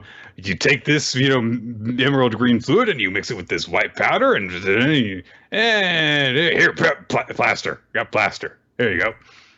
And he communicates to Kohaku the next day using her earpiece. Hey, you've got a mission to crack open this treasure chest and snag the platinum and bring inside. Sends out a bunch more of the little rovers so that Kohaku can grab them. Amaryllis dances in order to distract all the guards again because they're horny bastards, so that Kohaku can gather some stuff up. And they're like, oh my god, she's so beautiful and lovely. And then they look over at Ginro and they're like, on the other hand, I'm not sure about this girl. And one of the other guards is like, shake those hips! Come on, work it, goddammit. Twerk that ass! He's like doing the robot or something. Kohaku has chemicals, and Senku is able to communicate to her, like, okay, here's what you gotta do. You've got to drill a bunch of small holes. This is where, your savage strength is going to be able to come in, lioness. And, of course, she says, stop calling me that. Damn it, he can't hear me. Fuck. But she realizes, all right, I'm going to have to do this as quickly as I can, but I am going to make some noise as I do this, so I'm just going to have to do it. And, of course, she starts drilling, and people are like, what's that weird scraping noise coming from the tree? And Amaryllis is like, oh no, what do I do? But holy shit, here comes Ginro to the rescue. He's grabbed one of the guard's spears and is just going, scraping it along the floor. And they're like, what are you doing with that? And Kinro's like, oh, it's a spear dance. That's totally a thing I didn't just make up. Amaryllis is like, oh no. Well, okay, Ginro, good job, but there's no way you can actually pull off the spear dance, however. And immediately Ginro just goes, oh, and starts twirling it around. And they're like, holy shit, she's amazing. And so Amaryllis is like, wow, that's incredible. Where did you learn to wield a spear like that? And Gyarados like, well, I'm a guard back in the village. And I learned some useless spear tricks in case I ever needed to turn tail without fighting. And I've spent hours of practice doing these moves. I love how someone's just like, what a terrible explanation for your moment of triumph. You could have just stopped at, oh, well, I'm just a guard at my village, and that would have been sufficient. He felt the need to continue on to being like, I memorized these moves just in case I needed to make someone think I was intimidating before I turned tail and just retreated. I fucking love Ginro. We get an explanation from Senku of how this is supposed to work while Kohaku is doing it. And basically, each of the holes needs to have some chemicals put into it. Some of it is the emerald green fluid, which is from, the Sulphurina Lake. The white powder is anhydrous calcium sulfate. And so she mixes those together and she's like, all right, do that. And, okay, I'll push down with this. And we see that the chemical compound kind of like breaks apart from the pressure of the chemicals mixing together. And and it forms plaster, and the plaster expands into the concrete and breaks it open from the inside. And that happens over time as the plaster forms and expands, creating a silent bomb. And Kohaku goes back later that night, and she looks and sees the concrete shell kind of like opening up through it. And we get this kind of message from Byakuya from the past saying, there's no telling what you'll need in the future, but we're stuffing some rare rocks and metals in this treasure chest: gold, diamonds, and platinum. And someday you're going to revive the whole world in a snap, just like that. And Sega's like, well, nothing happens in a snap, you big dummy. It takes slow patience and hard work. But you're right, I will someday. Silently, our science will pierce the stone. And the concrete breaks open in front of her. So it seems as though they're going to get their rare metals. I don't know how best to describe it. It's not even like this is that particular of a chapter, but the way the ending is portrayed is a very beautiful thing. I don't know how else to really describe it. It's a very sweet sentiment, and the art's always just so on point with how it like captures this feeling and touches to like the human side of Senku, where even he's like, yeah, I know my dad's talking about it's a snap, but it takes time. But you're right, I'm gonna do this. Like it's a very powerful sentiment, and it's a nice sort of like overall feeling. Like it's just one of those really solid Dr. Stone chapters. Yeah. I've been watching the Dr. Stone anime as it's aired, and one of the things that I'm glad to see is that the visuals are very strong still, because like if there wasn't like a very good budget or just not very good production or something behind the visuals, then like this series like just cannot work. Like it's got very strong storytelling in it, but the visuals really add an important element to it. I can't wait for like the part where like Suika gets her eyesight back, for example, something like that. And there are tons of those moments throughout Dr. Stone, just like this really big, beautiful, important moment that you need a strong visual for. Yeah. Nah, I really dig it. Good chapter. Seven Deadly Sins. Let's talk Seven Deadly Sins, chapter 320, Brothers of Despair, which is different than Brothers of Destruction, which is Kane and Undertaker's tag team, which was, despite seeming like they should have always won every match, they very rarely ever did. They kicked ass whenever they fought a WCW team, but yeah. I mean, fuck, X-Pac powered up when he fought a WCW guy. Hold on, it's time for our guys to look good. So Zeldris isn't inside, it turns out. He's gone now completely. He's gone forever, Nick. No, he's not. He's powered up. Yep, he's gone for good. He's well, the Demon Lord said it, so why would he lie, Nick? But Meliodas like, no, he's not. Well, I disagree, Nick. I guess we're on opposite sides of this conflict as well. I feel pretty confident about where I'm standing right now. Yeah. I haven't read the end of this chapter, but I bet the Demon Lord's going to be in control for a long time. Nick, if there's one thing that I've learned from reading manga, it's that once you've read something on page 1, it cannot say something different on page 15. Like, that's just not how manga works, with like, the story lying to you and then revealing it's lied to you much later on. Nick, if there's one thing I've learned from reading anime and manga and playing video games, it's that when a villain has taken over a friend of the hero's body and they try to wake them up, they'll never do it. It'll never succeed. That character is always lost to time and always dies. So, I mean, it's how this happens. As someone who's played Kingdom Hearts and it was a major plot point that an evil villain took over like 6 different characters' bodies and lost them all by the end of it, I feel very confident in saying Zeldris is gone for good, never coming back. What a different series the Kingdom Hearts would be if like someone got possessed and Sora just like stuck the keyblade through their chest and ripped out their eyes. I mean, we couldn't have saved them, so it was better to kill them. Goofy's like, Jesus, Sora. Sora, you're a sadistic monster. Oh well, yuck. Heal. Yeah. Thunder or whatever. No, use your heel, goddammit! I'm glad you're on my team, Donald. You stuck with me to the very end. Guys, don't you think we should be trying to say the fire? I'm like, I should have known that the character of this trio that was at one time, even if it was the dream sequence, a Nazi, would have been the one to stay on my side in these dark times. A character with recurring rage issues is totally on board with your plan to just slaughter everyone. I hated the beast. Like, oh, that's Donald for you. So no, the Demon Lord is taunting about how Zeldris is definitely gone, and Melodius is like, nope, he's definitely not. But he's like, well, even if he was, you should have killed me before this, because now they're on much more even terms. Now it's not a complete like, well, now he's just stronger than Melodius and he's gonna come about. Melodius is still. But look at the beard I have now.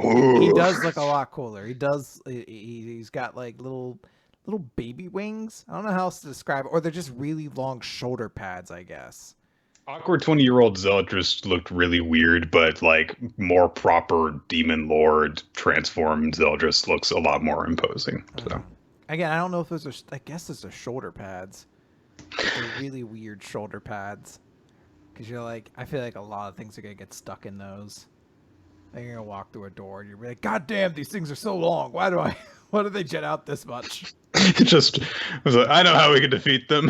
And he just goes down a narrow hallway. Oh, damn you, Melodius, I'm going to turn sideways to follow after you. Aw, jeez. Melodius loses his shirt at one point, and all the women swoon. Woo! Take all off! And Nick. All the women and Nick. And then basically he's like, hey, I promised Zell that I was going to reunite him with Gelda. So, you know, even though even Elizabeth's like, hey, kind of step back, maybe like reassess how you're doing things. He's like, no, because if I don't save him, who will? I'm not going to abandon him a third time. He does this big 1,000 COD cut attack, and Demon Lord's fine. He even seemed to absorb some of the magic. He's like, well, you know what? This is actually pretty good for me because you were the one who I once thought would be worthy of my vessel, and you're going to make an interesting subject to test my full power on. And she's like, whoa, wow, this magic that absorbs everything outside of the slash itself. Is that the magic of the rule? And then there's like thunder in the distance. He's like, what the fuck? Something's happening. Ow! And he immediately gets slapped as the anime trope, like a bunch of shooting stars come in. They all land in the water because this fight was taking place over a lake. And the 7 deadly sins have arrived on the back of Endula, who they have already slain. And, now it's the water's falling down on them. So, Chris, the only thing hard that Meliodas not wearing a shirt is Meliodas not wearing a shirt, dripping wet with water. There you go. Yeah, it's like that Spider-Man scene. Ladies. So they're all there. It's worth knowing, I guess, we don't see Escanor quite yet. I'm sure that he's hot to some dudes too. So yeah. We haven't seen Escanor quite yet, but Melodius or all the other ones are there. And Bond says, hey, you know, 7 deadly sins have 7 rule. And the 7th one is sometimes we have to all work together. So the 7 deadly sins are going to do this fight together. It's kind of nice. God, Bond's torso is long. It's very long. Like he's like shredded, and then there's just like a belly button for like a foot. Like some people probably like that though. Some people are like, I wish it were longer. And I wish you were pregnant and Sonic the Hedgehog. I mean, like, you know what? You're not wrong. I can't argue with that. Really, you can kinkify anything if you say I wish it was pregnant and Sonic the Hedgehog. He's like, I don't know, the Shred of Turin. It would be really hot if it were pregnant and Sonic the Hedgehog. Fuck, man, you're not wrong. All right, let's talk about the Promised Neverland. It's chapter 143, Eliminate. Cool color page, as all of Promised Neverland's color pages are. It's Emma like looking down at her own reflection. Anyway, she's there meeting with Bleh, and they're making the deal. Bleh asks for a reward in return. And he says, the reward that I want is your Anyway, Pregnant Sonic Fetch Sonic Hedgehog fan art. I want you to be pregnant in Sonic the Hedgehog. And it was like, what? What? Come again? I know what a fucking Sonic the Hedgehog is. So we don't see what he asked for, but Emma is shocked when he asks for it and then goes, what? So clearly she was not expecting whatever the hell he asked from her. But we have no idea what it is. So, like I said last time, they could reveal it this week, but they could also reveal it at the very end of the series. Yeah, it could be any time. That'd be great if he's like, I want your feet pics. Like, what? Feet pics? Like, ew. Like what? takes. She's like, I guess there isn't anything explicitly sexual, but this is just really weird. This is really weird. Super great ancient demon. He's like, look, don't talk. All right, just give me the feet pics. You don't even have cameras. Do I have to like draw them for you or something? It's like, no, there's cameras. Ray had a camera. Oh, they do. There you go. That's the answer, guys. You're gonna put that on my stat sheet when it comes up. Like, wait, what did it even ask for, Emma? I'm gonna say feet pics. You see, I've been pronouncing his name wrong the whole time. That weird swirly thing that Emma and Ray have been saying. It's actually pronounced Dan Schneider, and there you go. Or Quentin Tarantino, or Joss Whedon. Look, there's a lot of people who are known foot fetishists out there. Okay, so anyway, several days have now passed since Dawn and Gilda had the conversation with her name is very odd and I can't remember it. Anyway, they had the conversation with her. Aisha. Yeah, it's like something very similar to Ash. That's what I remember. So they had that conversation, and they're like, oh, and there were those footprints also that we found. So I think they're close to them. And they actually have imparted this information to Hayato, because now they think that because Aisha is not going to betray them, that he certainly won't. Stupid kids. So they're like, hey, they've got to be nearby. They're, and we're getting close to them. But they also haven't told Hayato about how Aishi's, can speak the human language, because, they're her enemy. So they haven't betrayed that trust to her. But also, she hasn't spoken to them since that conversation that they had in the intervening 3 days. Hayato points out some footprints that to Dawn and Gilda, and they're like, it's not them, though. They haven't found any trace of Sanju and Mujica since that conversation 3 days ago. One of Aisha's wolves finds more tracks, and they're like, oh, yeah, they're like partially erased tracks here. So, but the size and the shape and the stride length, it's got to be them. So that's Mujica's footprints, and so they've got to be really close to here. They're like, yeah, they were either left here just this morning or last night, so they go in the direction the tracks are leading to. And Hayato goes, ooh. It's like, what the fuck's wrong with you, dudes? He's like, I can't let them know I'm going to betray them. He has like a real like evil moment. It's like, all right, my man, we get it. You the bad guy. But we see that he had a conversation with Vincent, and is like, yeah, you can't like leave your group to alert us. So they gave him this little tracking beacon thing. And they're like, look, you can't like signal us with smoke or anything like that, because we don't want your presence to be detected. So just use this transmitter and push the button to let us know where you are. And when you get close to the evil blooded, push the button in set intervals to let Jin know where you are.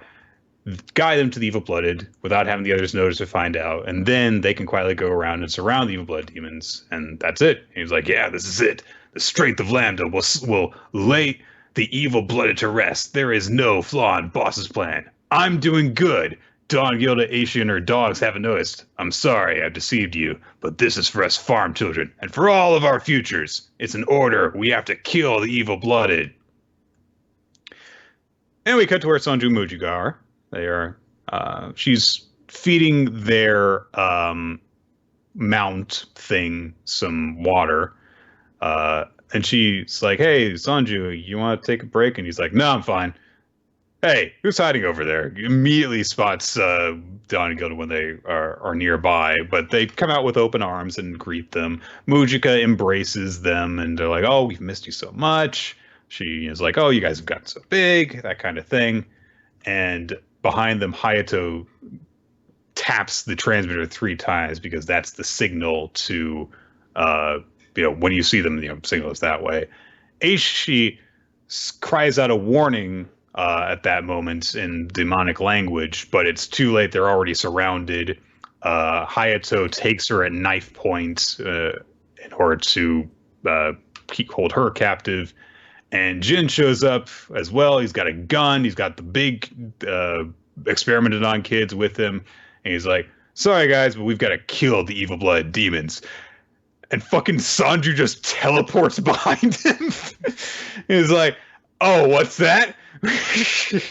Who's getting rid of whom? I do, like...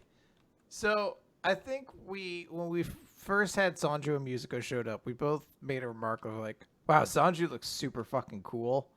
Yeah. And it's been so long since he's shown up, so you kind of forget. But fuck, does he look so goddamn awesome when he sneaks up behind the other guy and he's just like, oh, who's gonna kill who, buddy? Here he has like the knife up to his throat. I'm like, fuck. I know it's probably bad to everything if this ends in a total bloodbath, but fuck, I want to see Sanju just go off right now. You've done it now. You've gone and made a big mistake. And I can't allow. Anyway. Good times. So that's the Promised Neverland. Yeah, it's pretty. I mean, we've got the little bit of a tease at the very beginning, which I was half expecting to happen.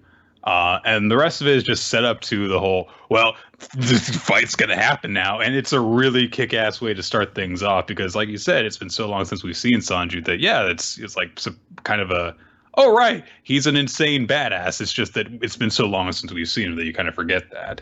So. Yeah, no, it's supremely awesome. Yeah. Black Clover.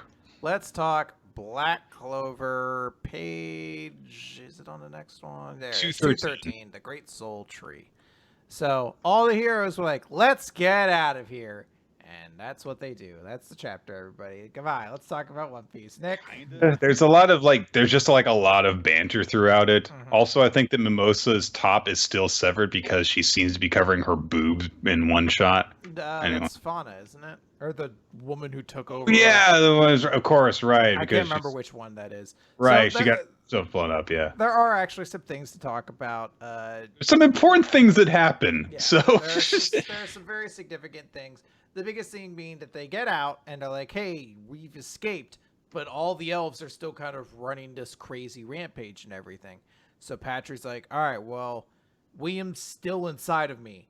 And with his World Tree magic, we'll gather the life force of everybody here and kind of connect everybody together. And then you, referring to Asta, you attack me, kill me, and with your magic negation sword, all of the elves will be like kind of freed from their bodies. So that's fortunately, Asta, you have a solve everything sword, so we are going to use it to solve everything.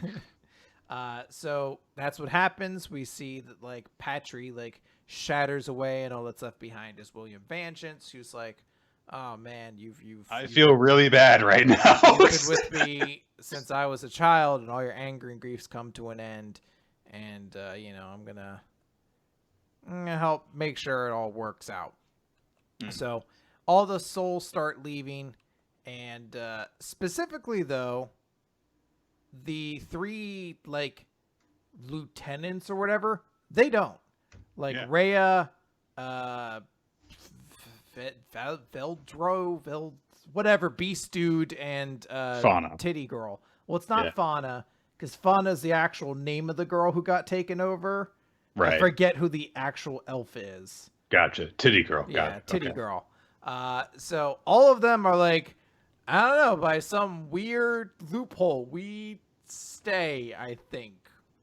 So they actually... We reincarnated twice. Our souls are fixed tight to these bodies, and our original bodies don't have souls anyway.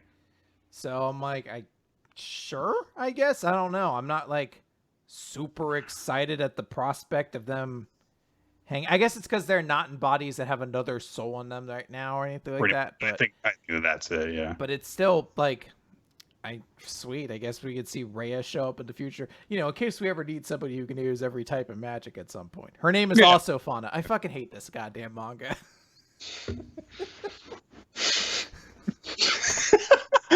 That was the last straw. I fucking hate this stupid ass series. Like all the other shit in the past. Like, listen, I can take Asta having a sword that does everything 4 times over. I can understand his rival having no character other than, no, I'm gonna be the Wizard King. 2 characters of the same name. Fuck this series. Fauna possessing Fauna. That seems a little coincidental, don't you think? Cinema Sin sound effect goes off. Ding! This has ruined the franchise forever. It was perfect before the original author got his hands on it. So Lumiere's like, yeah, it's nice that we get to see all the possibilities and everything. Kind of says goodbye to Leash. And as Leash is sort of fading away, says like, hey, so the one who's inside of me. He's like, yep, it was kind of like fighting alongside my son all along. And thank you, Fourth Leaf. Youth of the present, may good fortune be yours. I'm like, what a touching sentiment. You guys shared 2 lines. There really should have been more of a moment there, I felt like, but... So, was it... it was the soul of his child. Right. Still like an infant. So he got that moment where he's like, I got to share this moment with my child. Even though it was through you, I felt him. And I can understand that. By the way, has no reaction to this. He's literally just going... It's like, he basically looked for an explanation. He's like, hey, so the one that was inside of me? And he's like, yes, that was my son. And he's like, thank you. You will do great things. I wish you luck. Thank you for this moment of sharing time with my son. Cut to Asta. He doesn't say a fucking thing. He's just like, listen, has a set number of programmed responses, and it's... See, when someone speaks to him, he runs an if-then, and if not Asta, he just kind of stares blankly. And if Asta, then, no, I'm going to be the Wizard King. If Asta, then I'll be the Wizard King. If no, stasis. Fuck, man, you solved it. The chapter ends. Leash and the elves disappear away.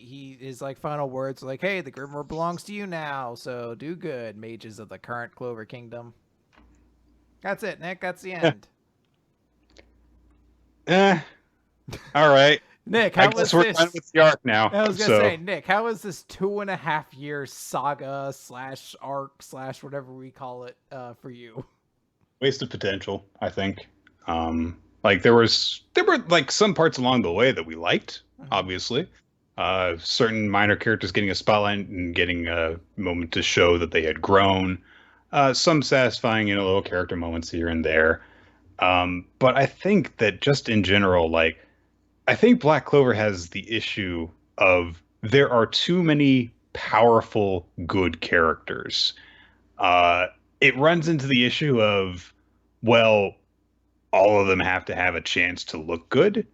And I know that with some series have the opposite problem. I talk about Food Wars all the time. It's like, why the hell didn't Megami get to do something? Why didn't all these characters in the Polaris dorms get to do something? Why bother introducing them if you're not going to do anything with them?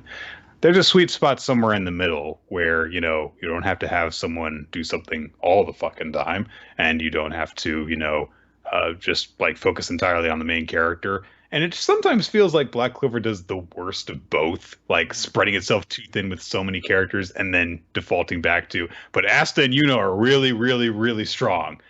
I really thought that the solution to this was going to be, well, a bunch of the strong good guy characters are evil now and are going to fight against them. And it didn't really turn out that way. No. So, I think that if you go back to when we were talking about this, when the possession was starting, I was like, oh, maybe this could work out, and I don't really think that it did. There were some fun moments along the way. I'm not going to say that there weren't, but I think that you will also see if you go back through this entire arc that you listen to our reactions, then the majority of the time it's going to be either, yeah, okay, or I didn't really like this. So Yeah, I think it's just there were parts where it could have been really good, and I think it helps that this ended on probably some of the stronger notes it had throughout. But I I think there's really just fundamental problems of Black Clover that no matter how kind of exciting the arc's going to be, when those moments crop up, they're always just going to drag it down. I mean, we talked about how it's like, wow, we saw Lumiere and Sekre's backstory. You really kind of like, I wish they were the main characters instead. Is that was more interesting. You come back, you're like, fuck, I hate Asta. That being said, if there's one thing I can say about Black Clover is it's consistent with how it portrays its characters. So I mean, obviously, I think Asta is a pretty popular character in his own franchise, at least. So I don't think that that's ever going to go away. I think that as we get more into this like devil thing, there might be some more explored about him, but I don't think he's going to really change at his core as a character very much. And that's just going to come down to a matter of like either you like him or you don't. We don't really like him. We're kind of stuck with him though. Yeah. And I mean, look, Black Clover is not a bad series because it consistently does the same thing and that appeals to people. But it's clearly not the kind of series that we really enjoy reading.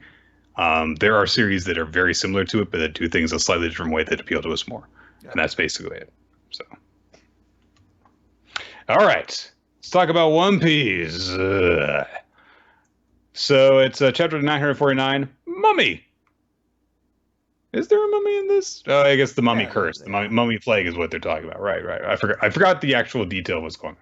Anyway, Luffy now has to basically fight against the prisoners as well as the guards because they're being turned against them. I was really pissed off at the guards because they're being used to, against them this way. And he's like, hey, they barely had any food to eat.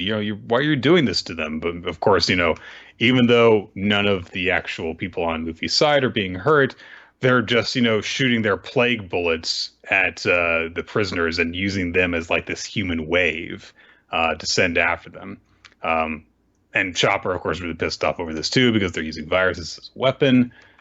We get to see little moments of each of the fighters doing something cool. Even Hyogoro is getting to slash his sword and stuff. But we also see Otama and the Kawamatsu and Raizo doing stuff. Raizo also, just like takes all of the Sea Stone Cuff keys and just like chucks them at Kid. Is like, here, use that to free you and your friends. So I think that you're Luffy's friends, right? Free yourself. And the Kid's just like.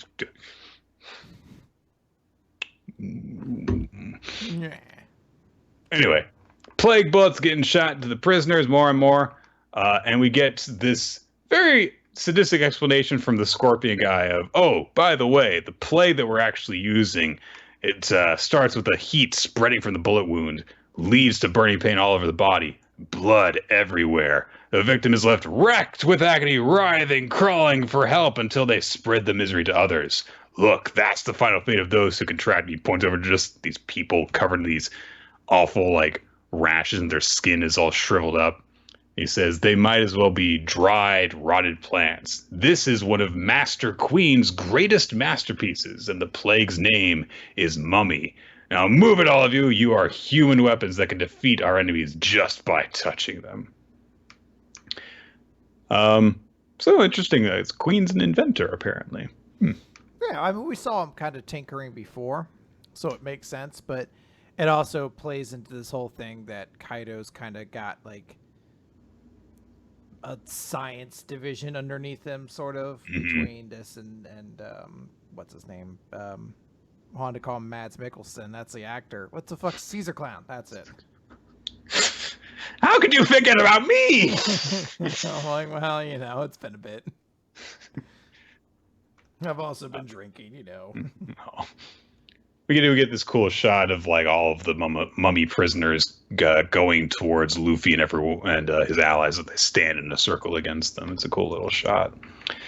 One of them cries out to Luffy saying, "Just leave. If you guys hadn't shown up, then this never would have happened. Even if you are the red scabbard Akazaya samurai who supposedly died 20 years ago, you still can't win. Not against that enormous flying dragon. Not against Kaido. No one can stand up to the might of the Animal Kingdom pirates. Just look. Just one weapon created by one of his followers wreaks this much devastation. Witness our futility against its power. If you outsiders hadn't come along, even life at Udon would have been normal. We wouldn't have suffered like this." And Luffy goes up to the guy who's talking and just grabs him by the jaw.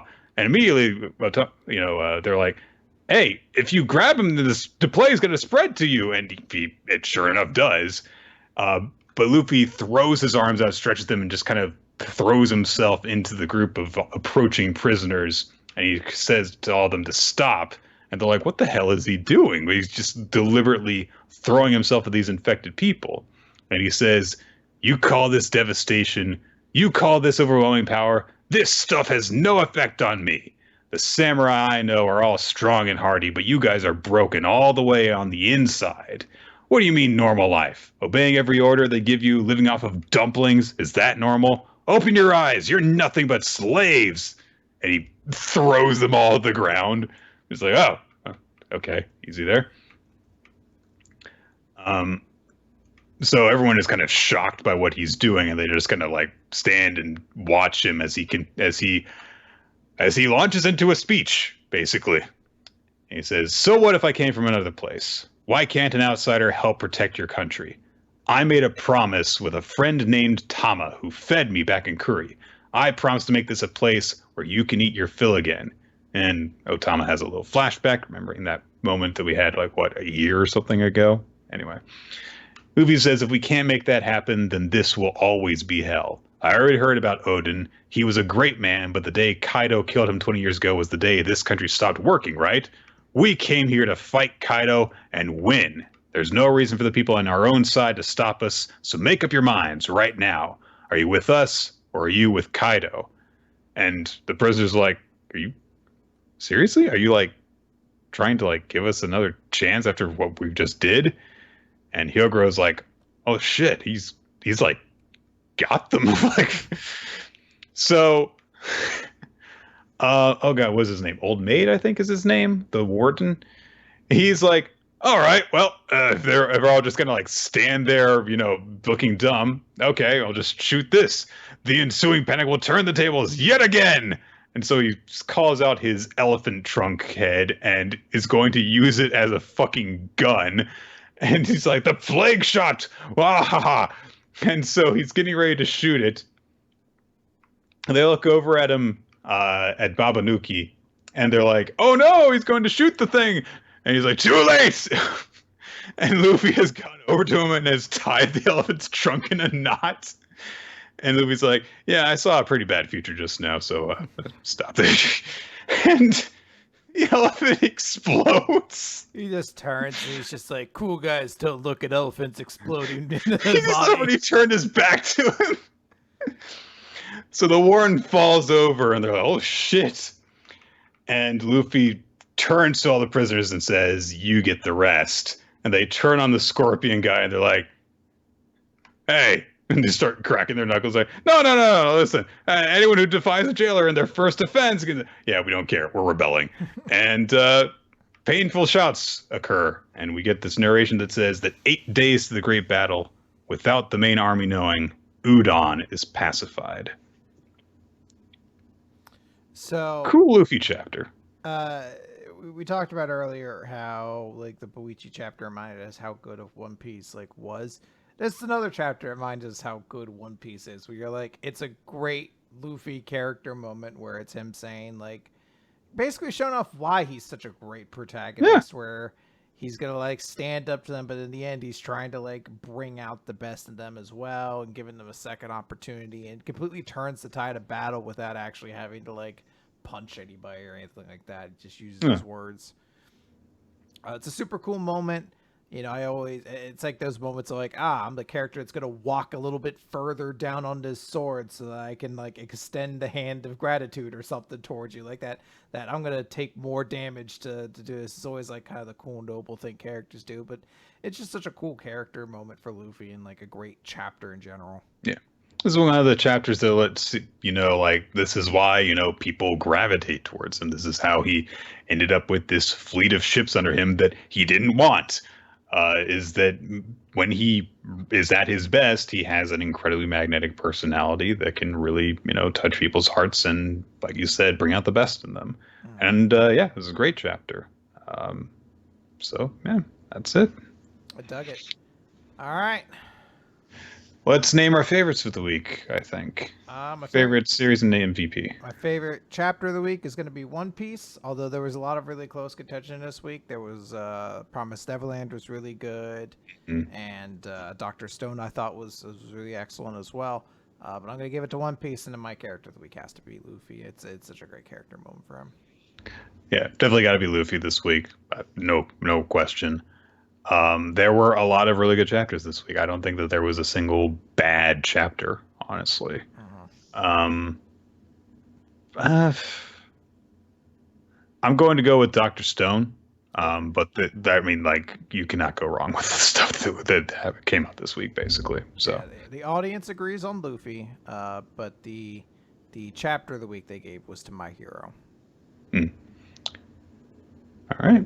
Well, that is going to do it, everyone. I want to thank you. More, I should note, there were at least more than one vote for Mon the dog. The dog that Tenko killed. What? Oh, I didn't say killed. I said Tenko covered in paint. For a moment, I was terrified. I was like, "That dog's dead." No, Chris, he's covered in paint. Oh, okay. Listen, someone's gonna clean that dog. Look, listen. All For One showed up, and he was really mean. He's like, "I'm just going to leave this dog here covered in paint." But then, see, All Might showed up, and it was like, "Oh no, this dog has been covered in paint. I'll clean him up and then give him to a family that loves him, and never talk about it again." No, I'm really happy about this. I'm like, it's so bad. And also, he went to live with Onoki, who had his peanuts. Oh, it's great. That's great. All right. He went to go live on a farm where there was lots of room to run around. And with old guys who all got their peanuts. Oh, man, I'm happy now. This is really lightened my day. Thank you, everyone, for joining us for Weekly Manga Recap. You can join us for live recordings of the show here on smashcast.tv/RollOutC, twitch.tv/RollOutC. We record the show Wednesdays around 7:30 to 8 p.m. Eastern Time. But sometimes we need to change things up, so to stay updated on when and where we're going to be recording, you can follow us on Twitter. The official podcast account is @WMR Podcast. Your hosts are @NickFTime, @RollOT. And you can check out all of our past episodes in a number of different places. There is iTunes, there is YouTube, there is weeklymangarecap.podbean.com, where you can also just download all of our episodes and listen to them at your convenience. If you check us out in those places, though, it really helps us if you leave a comment, leave a rating, all that kind of stuff. Help out with the algorithms, help us to beat the woodworkers and rise to the top of the hobby section. You can additionally send us feedback via email, weeklymangarecap@yahoo.com. You can also check out our Discord server, where you can check out a number of different conversations, just journal hangout stuff. There is also the best place to find the big-ass spreadsheet that Ninja X3i maintains for us. Does us a really big favor by keeping track of all the recommendations we've done, the end of year supplementary awards that you guys can vote on for your favorite moment, your favorite 2-page spread, that kind of thing that we'll go over in a few months.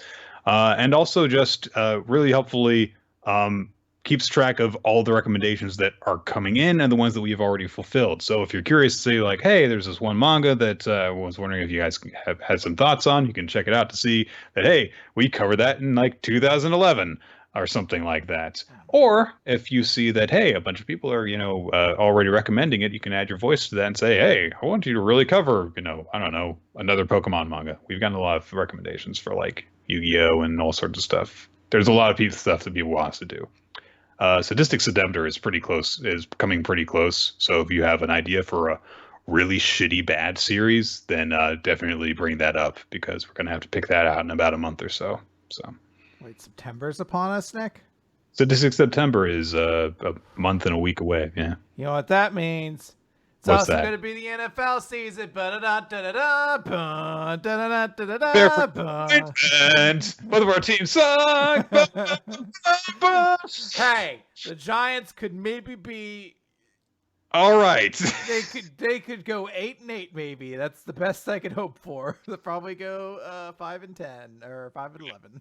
Man, I can't wait to find out what our head coach is going to be next season. So, Chris, you may think that you have it bad. At least there was like a good 10-year period where you weren't constantly flipping between assholes who weren't giving us a chance.